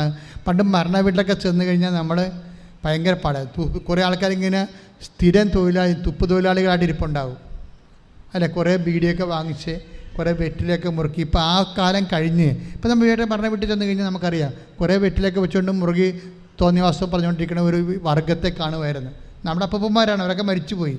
പക്ഷെ മുറുക്കാൻ ഇപ്പോൾ ഇല്ലെങ്കിലും വേറെ തരത്തിലുള്ള വിഷസംഭവങ്ങൾ ഒത്തിരി പൊതുവെ വന്ന്, അതുപോലെ അതെല്ലാം കൊണ്ടുവന്ന് ഇതെല്ലാം ഡംപ് ചെയ്യണത് പ്ലാസ്റ്റിക്കും എല്ലാം ഡംപ് ചെയ്യണ തോട്ടിലാണ്. ഈ തോട് പൊങ്ങിയിട്ട് സെപ്റ്റി ടാങ്ക് പൊങ്ങിയ പോലെയുള്ള അവസ്ഥയാണ്. ഇവിടെ വീട്ടിൽ കയറിയ വെള്ളം, മഴ പെയ്ത വെള്ളം വീട്ടിൽ കയറും, പിന്നെ ജീവിക്കാൻ പറ്റത്തില്ല. 10-20 കൊല്ലമായി ഇതാ ഇവർ കെട്ടിവന്ന കാലം മുതൽ അനുഭവിക്കണതാണ്. ഇവർ വിശ്വാസം പ്രയോഗിക്കണ ഈ ബെന്നി ജോസഫ് വിശ്വാസം പ്രയോഗിക്കണ ഇവർക്കെന്താ ഇനി ഒരു മാർഗമില്ല. ഇത് അവരൊരു പ്രൈവറ്റ് തോടാണ്. പഞ്ചായത്തിൽ കൊണ്ട് അപേക്ഷ വെക്കുമ്പോൾ അവർ പറയും ഇത് ഞങ്ങൾക്കൊന്നും ഇതിൻ്റെ അത് ചെയ്യാനില്ല, ഇത് ഒരു ജന്മിയുടേതാണ്, പ്രൈവറ്റ് തോടാണെന്ന് പറയും. പിന്നെ എന്ത് ചെയ്യാൻ, സഹിക്കാതിരിക്കാൻ പറ്റും. നിങ്ങളവിടെ നിന്ന് വിറ്റിട്ട് പോകാൻ നോക്കാൻ പറയും. അതൊക്കെയാണ് മനുഷ്യമായിട്ടുള്ള പരിഹാരം, അതാണ് അവർ പറയണത്. പക്ഷേ ദൈവത്തിൻ്റെ പരിഹാരങ്ങൾ കേൾക്കണ രസമാണ്. ഉടമ്പടി ചെയ്യുമ്പോൾ എന്താ സംഭവിക്കണത്? ഉടമ്പടി ചെയ്യുമ്പോൾ ബെന്നി ജോസഫ് എന്താ ചെയ്യണത്? അമ്മേ, ഞാൻ കെട്ടിവന്ന കാലം തൊട്ട് ഈ സെപ്റ്റി ടാങ്ക് പൊങ്ങി വന്ന് തോട് മുഴുവൻ പൊങ്ങി എൻ്റെ വീട്ടിൽ കയറിയിട്ട് എൻ്റെ മക്കൾ വളമൊക്കെ കടിച്ച് വല്ലാത്ത പ്രാകൃതം പിടിച്ച ജീവിതമാണ്. ഞങ്ങളീ നരകത്തിൽ നിന്ന് രക്ഷിക്കാൻ പറ്റണേ. അതാണ് ഉടമ്പടി. ഇത് ഉടമ്പടി ചെയ്തിട്ട് ഇവരെന്താ ചെയ്യണത്? ഈ ഉപ്പ് വാങ്ങിച്ച് വിശ്വാസ പ്രമാണം. ഞാൻ ഉടമ്പടി വിശ്വാസ പ്രയോഗത്തെക്കുറിച്ചാണ് പറയണത്. നിങ്ങളവർക്ക് എന്താ ഉടമ്പടി എന്താ ഉപ്പാണ്, ഇത് എന്നാ കൂടത്തിലൊന്നുമല്ല. അത് വിശ്വാസത്തിൻ്റെ പ്രയോഗമാണ്. പ്രഖ്യാപനമുണ്ട്, പ്രകാശനമുണ്ട്, പ്രയോഗമുണ്ട്. ബെന്നി ജോസഫിൻ്റെ അത് പ്രയോഗമാണ്.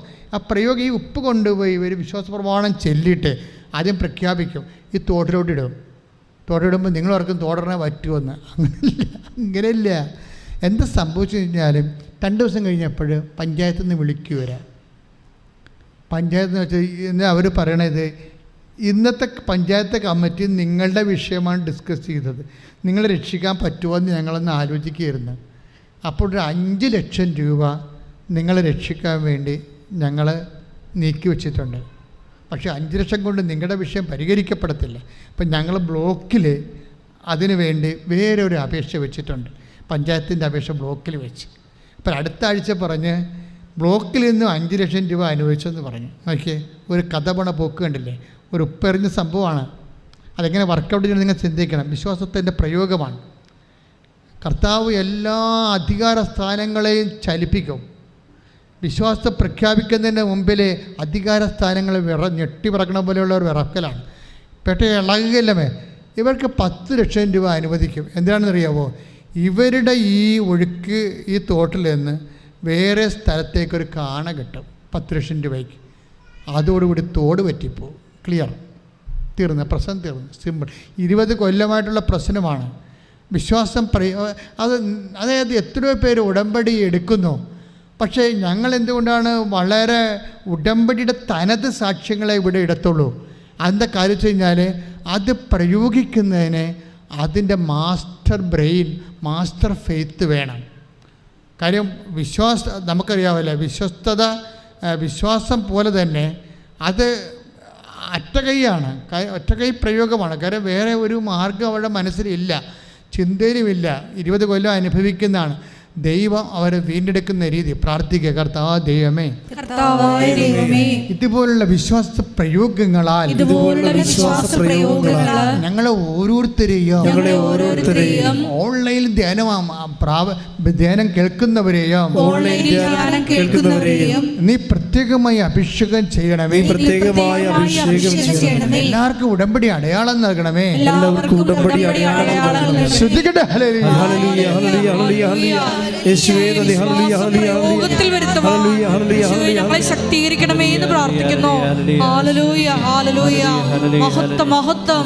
ആരാധന ആരാധന. Hallelujah hallelujah. എല്ലാവരും എഴുന്നേറ്റ് ആരാധനയും സ്തുതിയും പുകഴ്ചയും ഉണ്ടായിരിക്കട്ടെ. സന്തോഷത്തിലിരിക്കുക.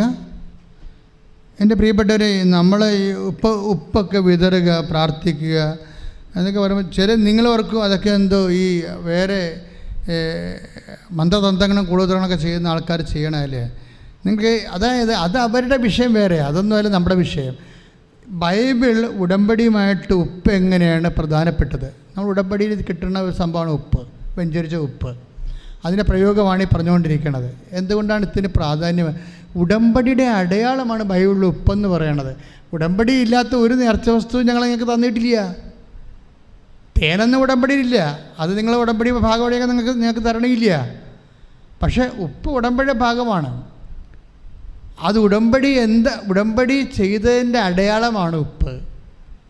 അത് നീക്കിക്കളയരുതെന്നാണ് ബൈബിൾ പറയണത്.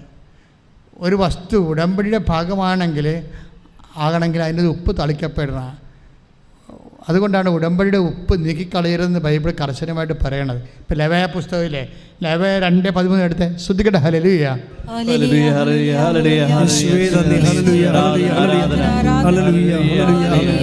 ലേവ്യർ 2:13 ധാന്യബലിയിൽ നിന്ന് നിന്റെ ദൈവത്തിന്റെ ഉടമ്പടിയുടെ ഉപ്പ് നീക്കിക്കളയരുത്. എല്ലാ ധാന്യബലിയോടും കൂടെ ഉപ്പ് സമർപ്പിക്കണം. Praise the Lord. അപ്പോൾ ദൈവത്തിന് അർപ്പിക്കുന്ന ആ ഉടമ്പടിയിൽ അത് ദൈവത്തിൻ്റെതാണെന്ന് മുദ്ര ചാർത്തുന്ന അടയാളപ്പെടുത്തുന്ന ഉപ്പാണ്. അപ്പം നമ്മൾ ആ ഉപ്പ് തന്നെയാണ് പ്രയോഗിക്കുന്നത്. അത് വിശ്വാസ പ്രമാണം ശരിയാണ് പ്രയോഗിക്കുന്നത്. കാര്യം എന്താണ്? എൻ്റെ ഉടമ്പടി പ്രകാരം എൻ്റെ മെരിട്ട് തീർന്നിരിക്കുകയാണ്. ഇനി നിൻ്റെ ഗ്രേസേ ഉള്ളൂ. എനിക്ക് നീയാണ് എൻ്റെ അവസാനത്തെ ആശ്രയം. അതുകൊണ്ട് ആ ഉടമ്പടിയെ അനുസ്മരിച്ചുകൊണ്ടാണ്, വിശ്വാസത്തെ പ്രഖ്യാപിച്ചുകൊണ്ടാണ്, അതാണ് വിശ്വാസ പ്രയോഗമെന്ന് പറയുന്നത്. വിശ്വാസം നമുക്ക് കൈമാറുന്നത് വിശ്വാസ പ്രകാശനമുണ്ട്, വിശ്വാസ പ്രഖ്യാപനമുണ്ട്, വിശ്വാസ പ്രയോഗമുണ്ട്. ആ ഉടമ്പടിയുടെ ഉപ്പ് അത് ദൈവത്തിൻ്റെ രീതി അനുസരിച്ച് ഉടമ്പടി എന്ന് പറയുമ്പോൾ നമ്മൾക്കാണ് ഈ 90 ദിവസം. അത് ഒബേദ് ഹെരോദിൻ്റെ വീട്ടിൽ ഉടമ്പടി ഇരുന്ന ദിവസവും അയാൾക്ക് അനുഗ്രഹം ലഭിച്ച 90 ദിവസമാണ്. പക്ഷേ ദൈവത്തെ സംബന്ധിച്ചിടത്തോളം ഉടമ്പടി അങ്ങനെ ഒരു 90 ദിവസം അങ്ങോട്ട് ഇല്ല. ശാശ്വതമാണ്. നീ ഇപ്പോൾ ഉടമ്പടി ഉഴപ്പിയാലും ശരി, ഉടമ്പടി വീണ് പോയാലും ശരി, നിൻ്റെ ഉടമ്പടി ദൈവത്തിൻ്റെ കയ്യിലുണ്ടാകും. അത് കാര്യം ദൈവത്തിന് മരണമില്ലല്ലോ. ഒരു ഇൻറ്റേറിയം പീരീഡിലായിട്ടല്ല ദൈവം ഉടമ്പടി എടുക്കുന്നത്. ഉടമ്പടി നിത്യമാണ്. അതുകൊണ്ട് നീ വിശ്വസ്തത കുറവ് കാണിച്ചാലും ദൈവം വിശ്വസ്തനായിരിക്കും. എന്താ കാര്യം വെച്ച് കഴിഞ്ഞാൽ ഉടമ്പടി ഒരു ശാശ്വതമായ ബന്ധമാണ്. ശ്രദ്ധിക്കട്ടെ. ഹല്ലേലൂയ. 2 ദിനവൃത്താന്തം 13:15. 2 ദിനവൃത്താന്തം 13:5. ശ്രദ്ധിക്കട്ടെ.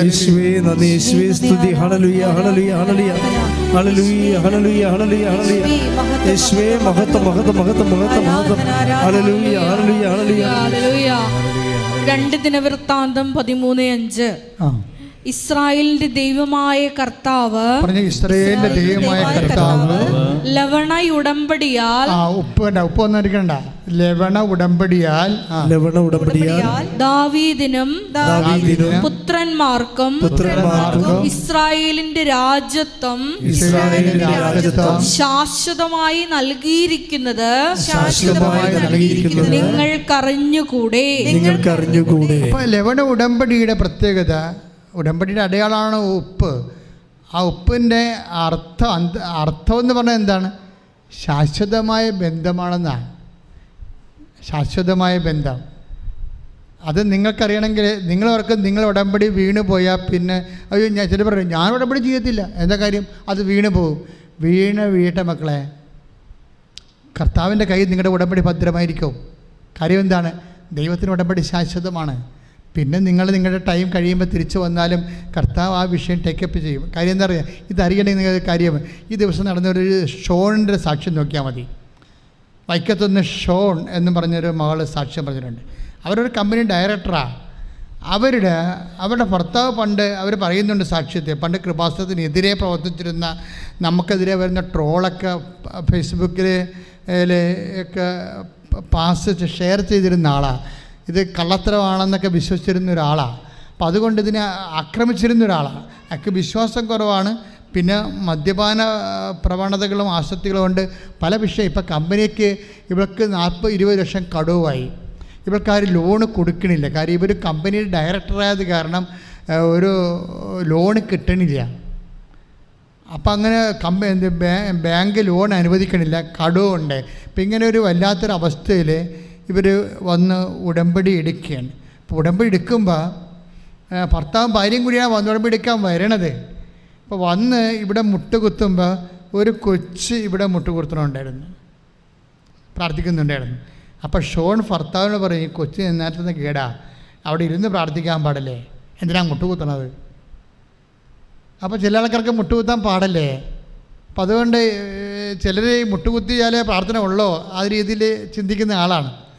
ഈ മുട്ടുകുത്തണമെന്നത് എഴുന്നേക്കുന്നവർക്ക് എന്താ കഥയിരിക്കണത്, ഈ എവിടെയെങ്കിലും ഇരുന്ന് മനുഷ്യരല്ലേ പ്രാർത്ഥിക്കണം, അങ്ങനെ ചിന്തിക്കുന്ന ഒരു ബുദ്ധിപരമായിട്ടുള്ള. അതുകൊണ്ട് ഭാര്യയോട് ഭർത്താവ് പറയും, ഈ കൊച്ചിന് എന്നാത്തിൻ്റെ കേടാ, അവിടെ അങ്ങനെ ഇരുന്ന് പ്രാർത്ഥിക്കാൻ പാടില്ലേ. അത് കൊച്ചിവിടെ ഇരിക്കണം, അവരവിടെ പതുക്കെ പറഞ്ഞ കാര്യമാണ്. പക്ഷേ എഴുന്നേറ്റ് പോകുമ്പോൾ ഈ കൊച്ചു പുറകെ പോകും.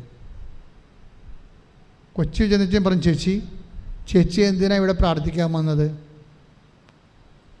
അപ്പോൾ എൻ്റെ കമ്പനിയിൽ കടമാണെന്ന് പറയും.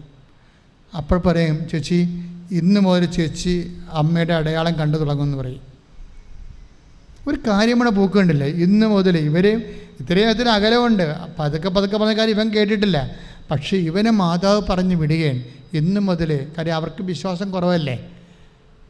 അപ്പോൾ ഇന്ന് മുതൽ ചേച്ചി അടയാളം കണ്ടു തുടങ്ങുമെന്ന് പറയും. പിന്നെ അടയാളങ്ങളിങ്ങനെ വരണത് കാണാം. ഇപ്പം ഈ ജീവിത പങ്കാളികൾ എന്താ ചെയ്യണത്? എല്ലാ ആഴ്ചയും കൃപാസദ്യ വരും എല്ലാ ദിവസവും. പക്ഷേ പെട്ടെന്ന് ഇവരുടെ കടങ്ങളെല്ലാം ബാങ്കിൽ നിന്ന് വിളിച്ചു, ഇവർക്ക് പേഴ്സണൽ ലോൺ കൊടുക്കാമെന്ന് പറഞ്ഞു. അപ്പം പേഴ്സണൽ ലോൺ അനുവദിച്ചതോടുകൂടി ഇവിടെ കടങ്ങളെല്ലാം അവസാനിച്ചു പെട്ടെന്നായി. അപ്പോൾ അടയാളം അവർ ആ കൊച്ചു പറഞ്ഞ് ശരിയാണ്. ഇന്ന് മുതൽ നിങ്ങളുടെ ജീവിതത്തിൽ അമ്മ അടയാളം കാണിച്ചുകൊണ്ടിരിക്കും. ഭർത്താവിനും അടയാളം കിട്ടി, അയാളുടെ മദ്യപാനമൊക്കെ അയാൾ അവസാനിപ്പിച്ചു. പെട്ടെന്നാണ് അയാൾക്ക് വിശ്വാസം കിട്ടി, അടയാളം കിട്ടി, മദ്യപാനം അവസാനിപ്പിച്ചു, ഇവരുടെ തന്നെ കടങ്ങളെ പരിഹരിച്ചു. അപ്പോൾ മാതാവിൻ്റെ അടുത്ത് എല്ലാ ആഴ്ചയിലും വരാൻ തുടങ്ങി. പക്ഷേ ഷോണിൻ്റെ ജീവിതത്തിൽ എന്നെ സ്പർശിച്ച അതല്ല സംഭവം. ഷോൺ ഒരിക്കൽ ഇവിടെ നിന്ന് പ്രാർത്ഥിക്കുമ്പോൾ അവർ രാവിലെ വന്നിട്ട് വൈകുന്നേരം പോണ പ്രാർത്ഥിയാണ്. അപ്പം അങ്ങനെ ഒത്തിരി പേരുണ്ട്. രാവിലെ മാതാവിൻ്റെ അടുത്ത് വന്നിരുന്നിട്ട് വൈകുന്നേരം പ്രാർത്ഥിച്ചിട്ട് പോകും. പക്ഷേ ഒരു ദിവസം കഴിഞ്ഞ ഒരു മാസമാണെന്ന് തോന്നുന്നു, ഒരു ദിവസം പെട്ടെന്ന് ഷോൺ എഴുന്നേറ്റിട്ട് ഭർത്താവിനോട് പറഞ്ഞ് നമുക്ക് ഉടനെ മെഡിക്കൽ കോളേജിൽ പോകണമെന്ന് പറഞ്ഞു. അപ്പോൾ അവർ വൈക്കത്തുകാരാണ്. അപ്പോൾ ഭർത്താവ് പറഞ്ഞ്, എന്നാ മെഡിക്കൽ കോളേജ് വണ്ടാനത്ത് എന്തുമാത്രം ദൂരം ഉണ്ടെന്ന് നിനക്കറിയാവോ? 10-20 കിലോമീറ്ററേ ഉള്ളൂ. പക്ഷേ അവർ വൈക്കത്തുനിന്ന് ആയത് കാരണം അങ്ങോട്ടല്ലേ പിന്നെ പോകണം, പിന്നെ തിരിച്ചു വരണ്ടേ. അപ്പോൾ അത് പറ്റത്തില്ല, നമുക്ക് പോകണമെന്ന് പറയും. പിന്നെ ഇവർ രണ്ടുപേരും ഇങ്ങനെ, അവർക്ക് കാറുള്ളവരാണ്. കാറിൽ കയറി അവർ എന്തിന് ഇവൾക്ക് പത്രം കൊടുക്കണം. അതാണ് മാതാവ് ഇവിടെ ഇരുന്നപ്പോൾ പത്രം കൊടുക്കാനും കാണിച്ചു. അപ്പം അങ്ങനെ പത്രം കൊടുക്കാൻ വേണ്ടി വണ്ടാനത്ത് മെഡിക്കൽ കോളേജിൽ പോവുകയാണ്. അവിടെ മെഡിക്കൽ കോളേജ് ചെന്നപ്പോൾ ഒരു ചേടത്തി അവിടെ ഇരിപ്പുണ്ട് വാദിക്ക്. കുറേ ആൾക്കാരൊക്കെ ഇവർക്ക് പത്രം കൊടുത്ത് ചേടത്തിയെടുത്ത് വരുമ്പോൾ പത്രം കൊടുക്കുക ചേടത്തിക്ക്. പത്രം കൊടുക്കുമ്പോൾ ഷോണി പത്രം കൊടുക്കുമ്പോൾ ചേടത്തിക്ക് വിറയും. ചേടത്തി പറയും, ഈ പത്രം ഞാൻ കുറേ വായിച്ചതാണ്, ഇതാണ് ഇപ്പോൾ എല്ലാവരും കൊണ്ടും തന്നതെന്ന് പറയും. അപ്പോൾ ഷോൺ ഉടമ്പടിയെക്കുറിച്ച് പറയും. അപ്പോൾ ആ ചേടത്തി പറയും, ഞാൻ അവിടെ ഉടമ്പടി എടുത്തതാണ് 1 കൊല്ലത്ത് മുമ്പ്, എനിക്ക് പുതുക്കാനൊന്നും ഒത്തില്ല എന്ന് പറയും. എൻ്റെ ഭർത്താവ് ആശുപത്രിയിലാണ്. അപ്പോൾ ഷോൺ ചോദിക്കും, എന്താ ഇവിടെ വന്നത്? ഭർത്താവ് ആശുപത്രിയിലാണെന്ന് പറയും. അപ്പോൾ എന്താ വെച്ച് കഴിഞ്ഞാൽ എന്താ സംഭവിച്ചതെന്ന് വെച്ചാൽ ഇവർ 1 കൊല്ലം 2 കൊല്ലം മുമ്പ് ഉടമ്പടി എടുത്ത പാർട്ടിയാണെങ്കിലും ഉടമ്പടി പുതുക്കാൻ അവർക്ക് കഴിഞ്ഞില്ലെങ്കിലും അവിടെ ക്ലേശങ്ങൾക്ക് അറുതിയൊന്നും ഇല്ലെങ്കിലും ഇവരെന്നാ ചെയ്തുകൊണ്ടിരിക്കുന്നത്? ഷോൺ നോക്കുമ്പോൾ ഈ പഴയ ആ 2 കൊല്ലം നമ്മൾ ഉടമ്പടി കാശിന് ഇവർ തിരുമ്മി വിശ്വാസ പ്രമാണം ചൊല്ലിക്കൊണ്ടിരിക്കുകയാണ്. ആ ഒരു കാഴ്ച നിങ്ങൾ ശ്രദ്ധിക്കണം. ഇവർ വിശ്വാസ പ്രമാണം ചൊല്ലി എന്താ കാര്യം വെച്ച് കഴിഞ്ഞാൽ ഇവർക്ക് ഈ ഭർത്താവിന് മരുന്ന് മേടിക്കാൻ 3 പ്രാവശ്യം മെഡിക്കൽ സ്റ്റോറിൽ നിന്ന് കടം കൊടുത്തതാണ്. ഇനി കൊടുക്കത്തില്ല, ഇനി അയാളവിടെ കിടക്കാൻ മാസങ്ങളായി, ഇനി കടം കൊടുക്കത്തില്ല, ഇനി കിട്ടണമെങ്കിൽ ഓണർ പറയണമെന്ന് പറഞ്ഞ് വിട്ടിരിക്കുകയാണ്. അപ്പോഴാണ് ഷോണിൻ്റെ അടുത്ത് ഇവർ ചോദിക്കുമ്പോഴാണ് ഈ വിഷയം അറിയണത്. പിന്നെ ഷോൺ പോയി ഇവരെയും കൂട്ടിക്കൊണ്ട് മെഡിക്കൽ സ്റ്റോറിൽ നിന്ന് ആവശ്യമായ എല്ലാ മരുന്നും വാങ്ങിച്ചു കൊടുക്കും, സാമ്പത്തികമായിട്ട് സഹായിക്കുകയും ചെയ്യും.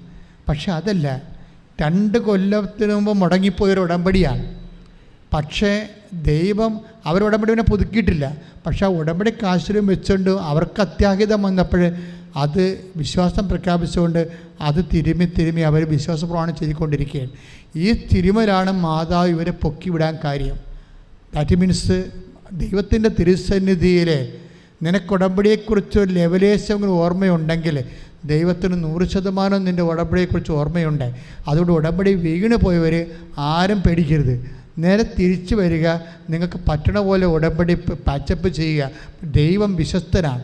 അതുകൊണ്ടാണ് ബൈബിൾ പറയുന്നത് 2 തിമോത്തി 2:13 വായിച്ചേ, ശ്രദ്ധിക്കട്ടെ. ഹല്ലേലൂയ, ഹല്ലേലൂയ, ഹല്ലേലൂയ, ഹല്ലേലൂയ, ഹല്ലേലൂയ, യേശുവേ സ്തുതി. ഹല്ലേലൂയ, ഹല്ലേലൂയ, ഹല്ലേലൂയ, 2 തിമോത്തി 2:13 പറഞ്ഞേ. 2 തിമോത്തി 2:13 നാം അവിശ്വസ്തരായിരുന്നാലും കേൾക്കട്ടെ, പറഞ്ഞേ. നാം അവിശ്വസ്തരായിരുന്നാലും അവൻ വിശ്വസ്തനായിരിക്കും. എന്തെന്നാൽ തന്നെ തന്നെ നിഷേധിക്കുക അവന് സാധ്യമല്ല. ഉടമ്പടി നിങ്ങൾക്കറിയാവോ? ഒന്നുകൂടി പറഞ്ഞ ആ വചനം ഒന്നുകൂടി വായിച്ചേ. നാം അവിശ്വസ്തരായിരുന്നാലും അവൻ വിശ്വസ്തനായിരിക്കും. എന്തെന്നാൽ തന്നെ തന്നെ നിഷേധിക്കുക അവന് സാധ്യമല്ല. നമ്മൾ അവിശ്വസ്തരായിരുന്നു. 2 തിമോത്തി 2:13 എന്താ പറഞ്ഞത്? നമ്മൾ ഉടമ്പടിക്ക് അവിശ്വസ്തരായിരുന്നാലും ദൈവം വിശ്വസ്തനായിരിക്കും. കാരണം എന്താണ്? തന്നെ തന്നെ നിഷേധിക്കുക അവന് സാധ്യമല്ല. എന്നുവെച്ചാൽ ഉടമ്പടിയെ നിഷേധിക്കുക അവന് സാധ്യമല്ല.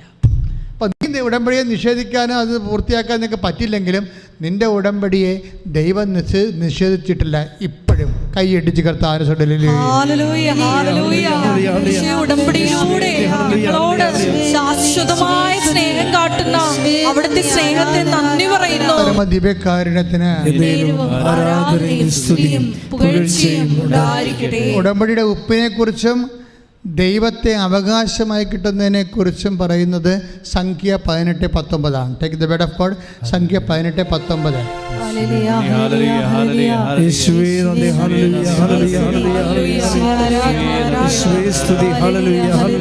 സംഖ്യ 18:19. ഇസ്രായേൽ ജനം കർത്താവിന് നീരാജനമായി സമർപ്പിക്കുന്ന വിശുദ്ധ കാഴ്ചകളെല്ലാം നിനക്കും പുത്രന്മാർക്കും പുത്രിമാർക്കും ശാശ്വത അവകാശമായി ഞാൻ നൽകുന്നു. കർത്താവിന്റെ സന്നിധിയിൽ നിനക്കും സന്തതികൾക്കും ഇത് എന്നേക്കും നിലനിൽക്കുന്ന അലംഘനീയമായ ഉടമ്പടിയായിരിക്കും. അപ്പോൾ നിരാഞ്ജനമായി സമീപിക്കുക എന്ന് വെച്ചാൽ കവനൻ്റ് ഓഫ് സാൾട്ട് എന്ന ഇംഗ്ലീഷ് പുസ്തകത്തിൽ എഴുതിയിരിക്കണേ, ഇംഗ്ലീഷ് ബൈബിൾ എഴുതിയിരിക്കുന്നത്. ഉപ്പ് തളിച്ചത് ദൈവത്തിൻ്റെതാണ്. അതാണ് ഉടമ്പടി ഉപ്പിൻ്റെ പ്രത്യേകത. ഉപ്പ് തളിച്ചത് ദൈവത്തിൻ്റെതാണ്, ദൈവത്തിന് അവകാശപ്പെട്ടതാണ്. ദൈവത്തിന് അവകാശപ്പെട്ടത് അഹറോന് അവകാശപ്പെട്ടതാണ്.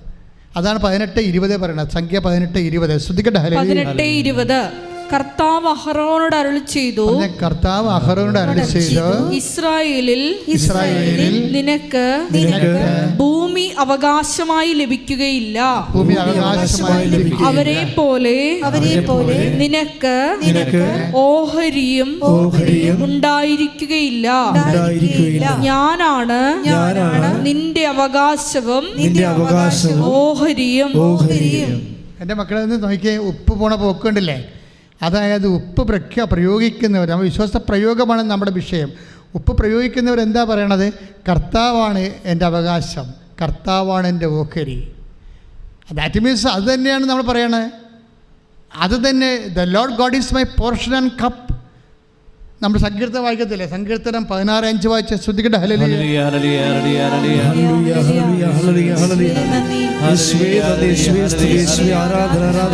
സങ്കീർത്തനം 16:5 കർത്താവാണ് എൻ്റെ ഓഹരിയും പാനപാത്രവും. ഒന്ന് പറഞ്ഞേ, കർത്താവാണ് എൻ്റെ ഓഹരിയും പാനപാത്രവും. എൻ്റെ ഭാഗധേയം അവിടുത്തെ കരങ്ങളിലാണ്.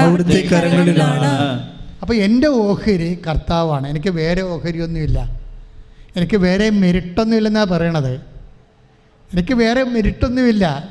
ആ ബെന്നി ജോസഫ് ഉപ്പ് വിതറുമ്പോൾ പറയണതാണ്, എൻ്റെ ഓഹരി കർത്താവാണ്. കർത്താവിന് ഇടപെട്ടാൽ മാത്രമേ ഇതിനൊരു സമാധാനം ഉണ്ടാകത്തുള്ളൂ. ജെയ്സൺ വർക്ക് ചെയ്യുമ്പോഴും ജെയ്സനും പറഞ്ഞത് എന്താണ്?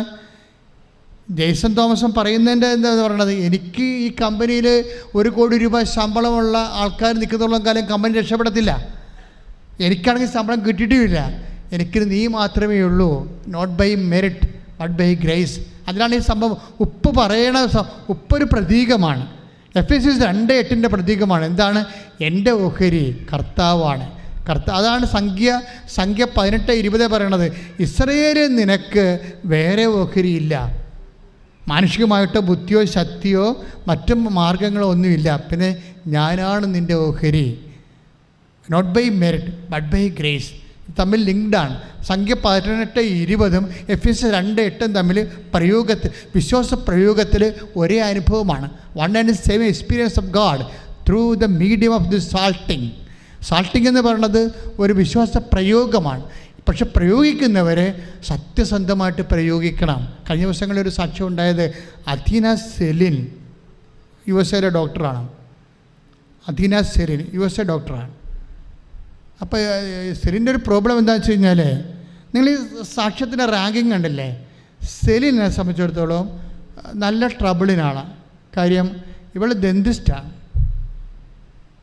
അപ്പോൾ ഈ ദന്തിസ്റ്റ് ആകുമ്പോൾ ഇവർ ദന്തിസ്റ്റായിട്ട് ഇവിടുത്തെ പഠനങ്ങളെല്ലാം പൂർത്തിയായിട്ട് അമേരിക്കയിൽ ദന്തിസ്റ്റ് ജോലിക്ക് വേണ്ടി ഇവർ ഭർത്താവിൻ്റെ കൂടെ അമേരിക്കയിൽ പോയി. പക്ഷേ ആൾക്കാർ പറഞ്ഞത് മണ്ടത്തരമാണ്. ദന്തിസ്ട്രി ആരും എടുക്കാത്ത ഒരു സിലബസാണ്.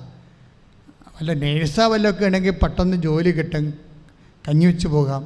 ദന്തിസ്ട്രിയും കൊണ്ടിരുന്നത് എന്ത് കാണിക്കാനാണ്? അമേരിക്ക ഒത്തിരി ഡെവലപ്ഡ് കൺട്രിയാണ്, അവിടെ പറ്റത്തില്ലെന്ന് പറയും. അത് സെലിൻ അധീന നോക്കുമ്പോൾ ശരിയാണ്. അമേരിക്ക കൊണ്ടുപോയി ആപ്ലിക്കേഷൻ കൊടുത്തിട്ട് അവർ സൈറ്റിൽ നോക്കിയപ്പോൾ എന്താ പറയണത്? ഇൻ്റർനാഷണൽ സ്റ്റുഡൻസ് എന്ന് പറയുന്ന അവർ വളരെ ആഘോഷമായിട്ട് വിളിക്കുന്നതാണ്. എന്ന് വെച്ചാൽ വരത്തന്മാരെന്ന് അവർ ഉദ്ദേശിക്കുന്നത്. ഇൻ്റർനാഷണൽ സ്റ്റുഡൻസ് അവർ അമേരിക്കൻസിൻ്റെ ഒക്കെ രീതി അതാണ്. നമ്മളെ വരത്തതെന്ന് അവർ നേരിട്ട് വിളിക്കത്തില്ല. ഇൻ്റർനാഷണൽ സ്റ്റുഡൻസ് പിന്നെ 250 സീറ്റേ ഉള്ളൂ, ബാക്കി എല്ലാ സീറ്റും അവർക്കാണ്. 250 സീറ്റാണ് ഉള്ളത്. അതിൽ നിന്ന് ഇവൾക്ക് ദന്തിസ്ട്രിയിൽ സീറ്റ് വേണം. പക്ഷേ ഇവർക്ക് ബേസിക്സാണ് ഉള്ളത്. അതിനൊക്കെ ബേസിക്സേ ഉള്ളൂ ദന്തിസ്ട്രിയുടെ. നമ്മുടെ പഠനങ്ങളാണ് ഉള്ളത്. അവിടെ ഇതിന് 250 സീറ്റിന് ജർമ്മനിയിൽ നിന്നും ഫ്രാൻസിൽ നിന്നുമുള്ള, അതുപോലെ തന്നെ മറ്റ് ഫിലിപ്പൈൻസ് എല്ലാ രാജ്യങ്ങളിൽ നിന്നുള്ള 130 പേര് വരെ ആപ്ലിക്കേഷൻ കൊടുത്തിട്ടുണ്ട്. അപ്പോൾ എന്തുമാത്രം ആപ്ലിക്കേഷൻ എന്നൊന്നും അവിടെ പറഞ്ഞിട്ടില്ല. അപ്പോൾ എന്ത് സംഭവിച്ചു കഴിഞ്ഞാൽ ഇതിന് വന്നിരിക്കുന്ന ആൾക്കാരെല്ലാം സ്പെഷ്യലിസ്റ്റുകളാണ്. അതാത് രാജ്യങ്ങളിൽ സ്പെഷ്യലിസ്റ്റ് ഡിഗ്രി MD ഡിഗ്രി ഉള്ളവരാണ് വന്ന് ഇവർ ബേസിക്സാണ്. അവർ ഇൻ്റർവ്യൂവിന് പങ്കെടുക്കുമ്പോൾ ഒരു പ്രത്യേക പരീക്ഷ ഉണ്ട്. ഇത് എൻട്രൻസ് കിട്ടാണ്. ആ പരീക്ഷയ്ക്ക് പങ്കെടുക്കുമ്പോൾ അവർ കൺഫ്രണ്ട് ചെയ്യുന്ന ആൾക്കാരെല്ലാം MD ആൻഡ് മാസ്റ്റർ ഡിഗ്രി ഉള്ളവർ സ്പെഷ്യലിസ്റ്റും ഗ്രാജുവേറ്റ്സുകളൊക്കെയാണ്. ഇവർക്ക് ബേസിക്സേ ഉള്ളൂ. പക്ഷേ ഇവരുടെ ബേസിക്സ് ഇവരെന്താ ചെയ്യണത്? ഇവർ പറയണത് എനിക്ക് ആപ്പടെ ആസ്തി ഉടമ്പടിയാണ്. അതാണ് ഞാൻ പറഞ്ഞത്. സംഖ്യ 18:20 ഇസ്രയേലിൽ നിനക്ക് വേറെ അവകാശമില്ല, ലോകത്തിൻ്റെ ഡിഗ്രി ഒന്നുമില്ല നിനക്ക്. അതിന് ഇവർക്ക് കയറി പറ്റാനുള്ള സ്വാഭാവികമായിട്ടുള്ള ഒരു മെറിറ്റ് ഇവർക്കില്ല. അതാണ് ഈ മെറിറ്റെന്ന് പറയണത്. മെറിറ്റില്ല ഇവർക്ക്. ഇവരെന്ത് ചെയ്യും? ഇവർ ഇൻ്റർവ്യൂ ബോർഡിനെ വാങ്ങിക്കൊണ്ട് ഉപ്പ് വിതറും. ആ സാക്ഷി നിങ്ങൾ കേൾക്കാം. ഓരോരുത്തർ ഈ കാലത്ത് ഡോക്ടർമാരായാലും ആരായാലും അവർക്ക് സത്യം അറിയുന്നവർ എങ്ങനത്തെ പ്രയോഗിക്കണം എന്നറിയാം. അവർ പറയുന്നത് എന്താണ്? കർത്താവേ, എനിക്ക് എൻ്റെ മുമ്പിലുള്ള ഞാൻ കൺഫ്രണ്ട് ചെയ്യണത് ആരോടാണ് ഞാൻ ചെയ്യേണ്ടത്? ഇവിടെ മാസ്റ്റർ ഡിഗ്രി ഉള്ളവർ സ്പെഷ്യലിസ്റ്റുകളാണ് വന്നിരിക്കുന്നത്. അവിടെ മുമ്പിൽ ഞാൻ ബേസിക്സ് ഉള്ള ഞാൻ എന്ത് ചെയ്യാനാണ്? അതുകൊണ്ട് എൻ്റെ അവകാശം നീയാണ്, എൻ്റെ ഡിഗ്രി അല്ല എൻ്റെ അവകാശം. The Lord God is my portion and cup എന്ന് പറയണത് എന്താണ്? അത് ചങ്കി പറയണതാണ്. എൻ്റെ കർത്താവാണ് എൻ്റെ അവകാശം, എനിക്ക് വേറെ അവകാശമില്ല. ഇസ്രയേലിൽ നിനക്ക് വേറെ അവകാശമില്ല, ഞാനാണ് നിൻ്റെ അവകാശം എന്ന് പറയത്തില്ലേ? ദൈവമാണ് എൻ്റെ അവകാശമെന്ന് പറഞ്ഞുകൊണ്ടാണ് ഉപ്പുകൊണ്ടേ ഈ വിഷയം. അത് വിശ്വാസപ്രയോഗമാണ്, വിശ്വാസം പ്രയോഗിക്കുകയാണ്. എന്താ സംഭവിച്ചാൽ മാതാവ് ഒരു കളി ഇതിനകത്ത് കളിക്കും. അമ്മ ഭയങ്കര സംഭവമാണ്. അമ്മ എന്നാ ചോദിച്ചു, ഇവളെ മാത്രം ഇൻ്റർവ്യൂ ചെയ്യാൻ ഒരു ഇന്ത്യൻ ഡോക്ടറിനെ വെക്കും. അതാണ് രസം. ഇവളെ മാത്രം ഇൻ്റർവ്യൂ ചെയ്യാൻ ഒരു ഇന്ത്യൻ ഡോക്ടറിനെ വെക്കും, ഇവളുടെ പാനലിൽ. നമ്മൾ റിസൾട്ട് വരുമ്പോഴുണ്ട് ഇവൾക്ക് അതിൻ്റെ അഡ്മിഷൻ കിട്ടും. അതായത് അമ്മയ്ക്കറിയാം. അതായത് ദൈവത്തിൻ്റെ ധാരണയെന്ന് പറഞ്ഞത് നമ്മളുടെ ധാരണയല്ല. ഒരു കാര്യം എങ്ങനെയാണ് മൊബിലൈസ് ചെയ്യണമെന്ന് ദൈവത്തിന് നല്ല നിശ്ചയമുണ്ട്. നിനക്ക് വേണ്ടി നിൻ്റെ കപ്പാസിറ്റി അനുസരിച്ച് എന്ത് ചെയ്യാൻ പറ്റുമെന്ന് നമ്മൾ ചിന്തിക്കാത്ത സംഭവങ്ങൾ ദൈവം, അതാണ് നിങ്ങളുടെ ധാരണകളെ അതിലംഘിക്കുന്ന ദൈവത്തിൻ്റെ ഉത്തരം, സമാധാനം നിങ്ങളുടെ ചിന്തകളെ അതിലംഘിക്കുന്ന പറഞ്ഞതിൻ്റെ കാരണം അതാണ്. അതായത് ദൈവം ഒരു ഇന്ത്യൻ ഡോക്ടറിനെ വെച്ച് കൊടുക്കും, അതോടുകൂടി എല്ലാം സെറ്റാവും, ഇവിടെ ഓക്കെ ആവും, ഇവിടെ അഡ്മിഷൻ കിട്ടും. ദാറ്റ് മീൻസ് വിശ്വാസം പ്രയോഗിക്കുന്ന രീതികളും ആ വിശ്വാസം പ്രയോഗിക്കേണ്ട സമയത്ത് അതിനൊക്കെ എൻ്റെ മക്കളെ ഉടമ്പടി ഇപ്പോൾ തന്നെ പഴയ ഉടമ്പടി പുസ്തകം 300 പേജാണ്. ഇനി ഇത് റിവൈസ് ചെയ്യണമെങ്കിൽ സെക്കൻഡ് വോളിയം 200 പേജ് വേറെ വരും. കാര്യം അത്ര കണ്ട് പഠിക്കേണ്ട സംഭവമാണിത്. കാര്യം നമ്മൾ ആ പുസ്തകം എഴുതുമ്പോൾ ഇത്രയും വലിയ ഹൈ പ്രൊഫൈലുള്ള ആൾക്കാരൊന്നും ഉടമ്പടി എടുത്തിട്ടില്ലായിരുന്നു. ഇന്ന് ഉടമ്പടിയിൽ ഹൈ പ്രൊഫൈലുള്ള ആൾക്കാർ ഉടമ്പടി പ്രയോഗിച്ചതിൻ്റെ അനുഭവശാസ്ത്രം നമ്മുടെ മുമ്പിലുണ്ട്. അതെങ്ങനെയാണ് ഇവർ പ്രയോഗിക്കണമെന്ന് നമുക്കറിയാം. അതുകൊണ്ട് എപ്പോഴും ഓർക്കണത്, ഉപ്പ് എറിയുമ്പോൾ ഓർക്കണം, എൻ്റെ കർത്താവാണ് എൻ്റെ അവകാശം, എനിക്ക് ഈ ഭൂമി കർത്താവല്ലാതെ വേറെ അവകാശമില്ല. അതാണ് ഉപ്പിൻ്റെ പ്രയോഗം, അതാണ് വിശ്വാസ പ്രയോഗം. കൈയിടിച്ച് കർത്താവിനെ ചൊല്ലി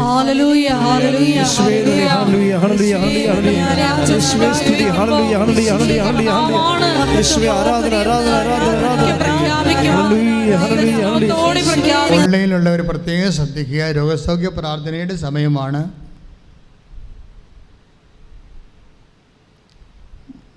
ഹാളിലുള്ള തീർത്ഥാടന ഉടമ്പടിയായിട്ട് വന്നിട്ടുള്ളവരും ശ്രദ്ധിക്കുക. നിങ്ങൾക്ക് രോഗമുള്ള അച്ഛൻ പ്രാർത്ഥിക്കുന്ന സമയങ്ങളിൽ കർത്താവിൻ്റെ ശക്തി നിങ്ങളിലേക്ക് ആവശ്യിച്ച് നിങ്ങളെ സുഖപ്പെടുത്തുന്ന സമയമാണ്. അപ്പോൾ ശരീരത്തിൽ മാറി മാറി കൈകളെ വെച്ച് വിശ്വാസ പ്രമാണം ചൊല്ലിക്കൊണ്ടേ നിൽക്കണം. നിങ്ങൾക്ക് രോഗങ്ങളില്ലെങ്കിൽ രോഗമുള്ള നിങ്ങളുടെ ബന്ധുക്കളും നിങ്ങളുടെ അടുപ്പക്കാരും അവരെ ഓർത്തിട്ട് അവരുടെ രോഗാതീതമായ സ്ഥലങ്ങളിൽ നിങ്ങൾക്ക് അവിടെ ശരീരത്തിൻ്റെ അവസ്ഥകളെ കണ്ടിട്ട് നിങ്ങൾക്ക് അവിടെ ഉദരത്തിലാണെങ്കിൽ ഉദരത്തിൽ, നെഞ്ചിലോ കഴുത്തിലോ എവിടെയാണ് അവരുടെ രോഗം അവിടെ കൈവച്ചുകൊണ്ട് നിങ്ങൾക്ക് പ്രാർത്ഥിച്ച് അവർക്ക് വേണ്ടി പ്രാർത്ഥിച്ച് സഹായിക്കാവുന്നതാണ്. അച്ഛൻ പ്രാർത്ഥിച്ച് തീരുന്നവരെ നിങ്ങളെ സ്തുതിച്ചുകൊണ്ട് നിൽക്കട്ടെ. സ്തുതിക്കട്ടെ. ഹല്ലേലൂയ. നല്ലവനായ ദൈവം നിൻ്റെ ഉന്നതമായ നാമത്തിന് സ്തോത്രം ചെയ്യുന്നു. കർത്താവേ, നിൻ്റെ വിശുദ്ധ പൗരോഹിത്യത്തെ മഹത്വപ്പെടുത്തണമേ. കർത്താവെ സഭയിലുള്ള സാന്നിധ്യം പ്രകടമാക്കണമേ ഈശോ. നിൻ്റെ വിശുദ്ധമായ തിരുമുറുപാർന്ന വലതുകരം മക്കളുടെ ശിരസ്സിൽ വെക്കണമെന്ന് പ്രാർത്ഥിക്കുന്നു. നിങ്ങളുടെ സന്ധ്യബന്ധങ്ങൾ കർത്താവിൻ്റെ രക്തം നിറയട്ടെ. നിങ്ങളുടെ മാംസപേശികളിൽ കർത്താവിൻ്റെ രക്തം നിറയട്ടെ. നിങ്ങളുടെ രക്തഞരമ്പുകളിൽ കർത്താവിൻ്റെ രക്തം നിറയട്ടെ. നിങ്ങളുടെ രക്തഞരമ്പുകളിലും ശരീരകോശങ്ങളിലും ആമാശയത്തിലും അണ്ടാശയങ്ങളിലും കർത്താവിൻ്റെ രക്തം നിറയട്ടെ.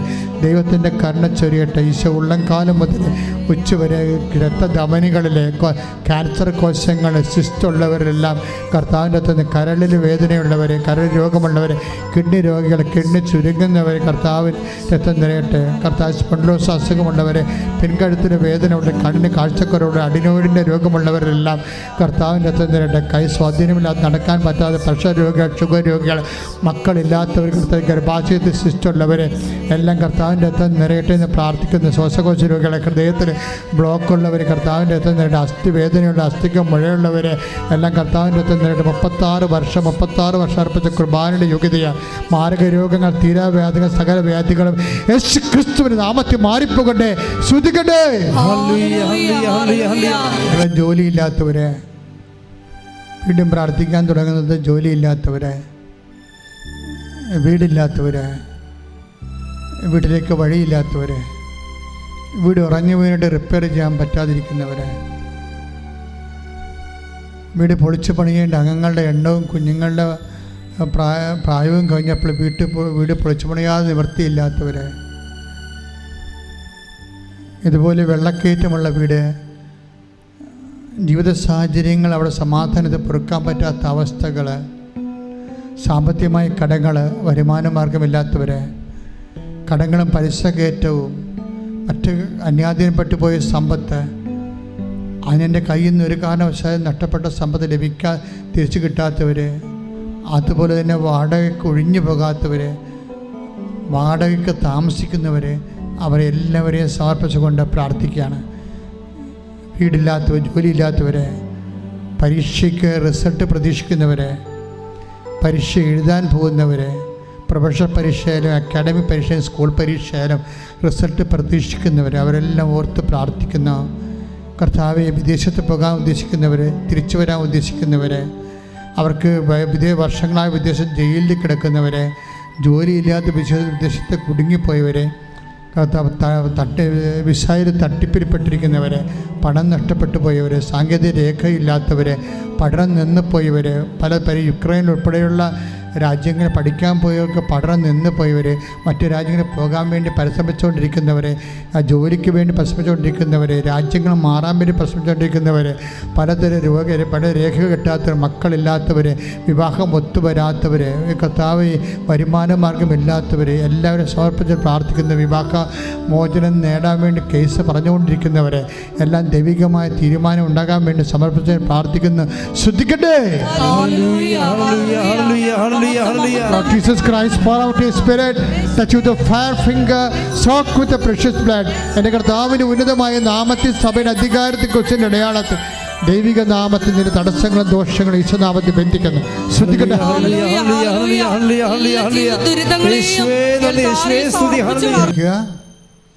മൗനമായി പ്രാർത്ഥിക്കേണ്ട സമയമാണിത്.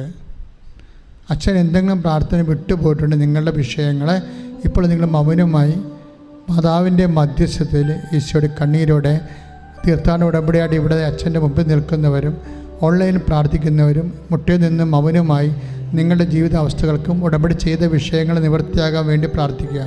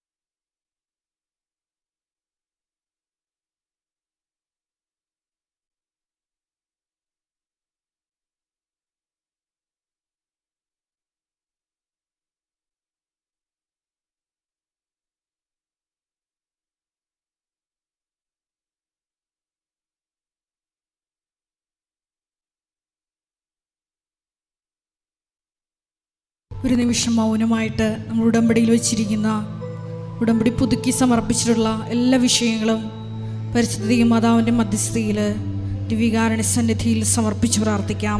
ഒപ്പം തന്നെ നമ്മളിപ്പോൾ നൊമ്പരപ്പെടുത്തുന്ന എല്ലാ വിഷയങ്ങളും ദിവ്യകാരുണ്യ അൾത്താരയിൽ ഇറക്കി വയ്ക്കാം. പരിശുദ്ധ അമ്മയുടെ പ്രത്യക്ഷീകരണത്തിൻ്റെ സാക്ഷികളായി ഞങ്ങളെയും ഞങ്ങളുടെ കുടുംബത്തെയും ഉയർത്തണമേ എന്ന് പ്രാർത്ഥിച്ചുകൊണ്ട് ശിരസ്സ് നമിച്ച് നമുക്ക് ആശീർവാദം സ്വീകരിക്കാം.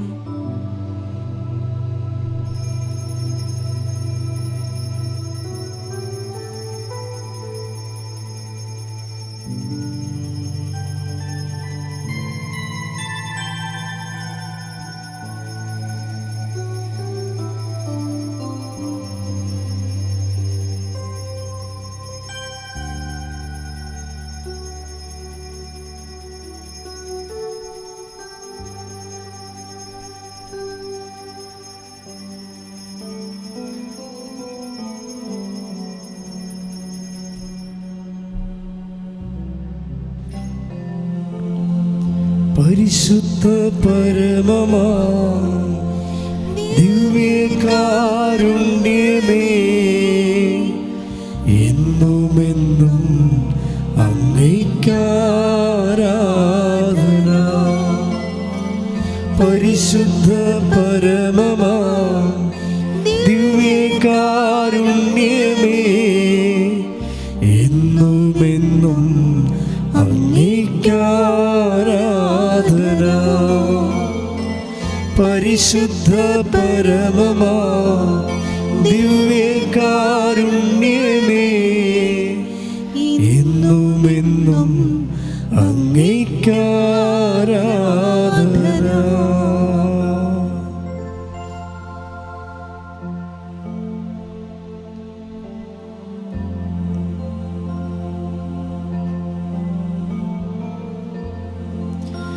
ആവേ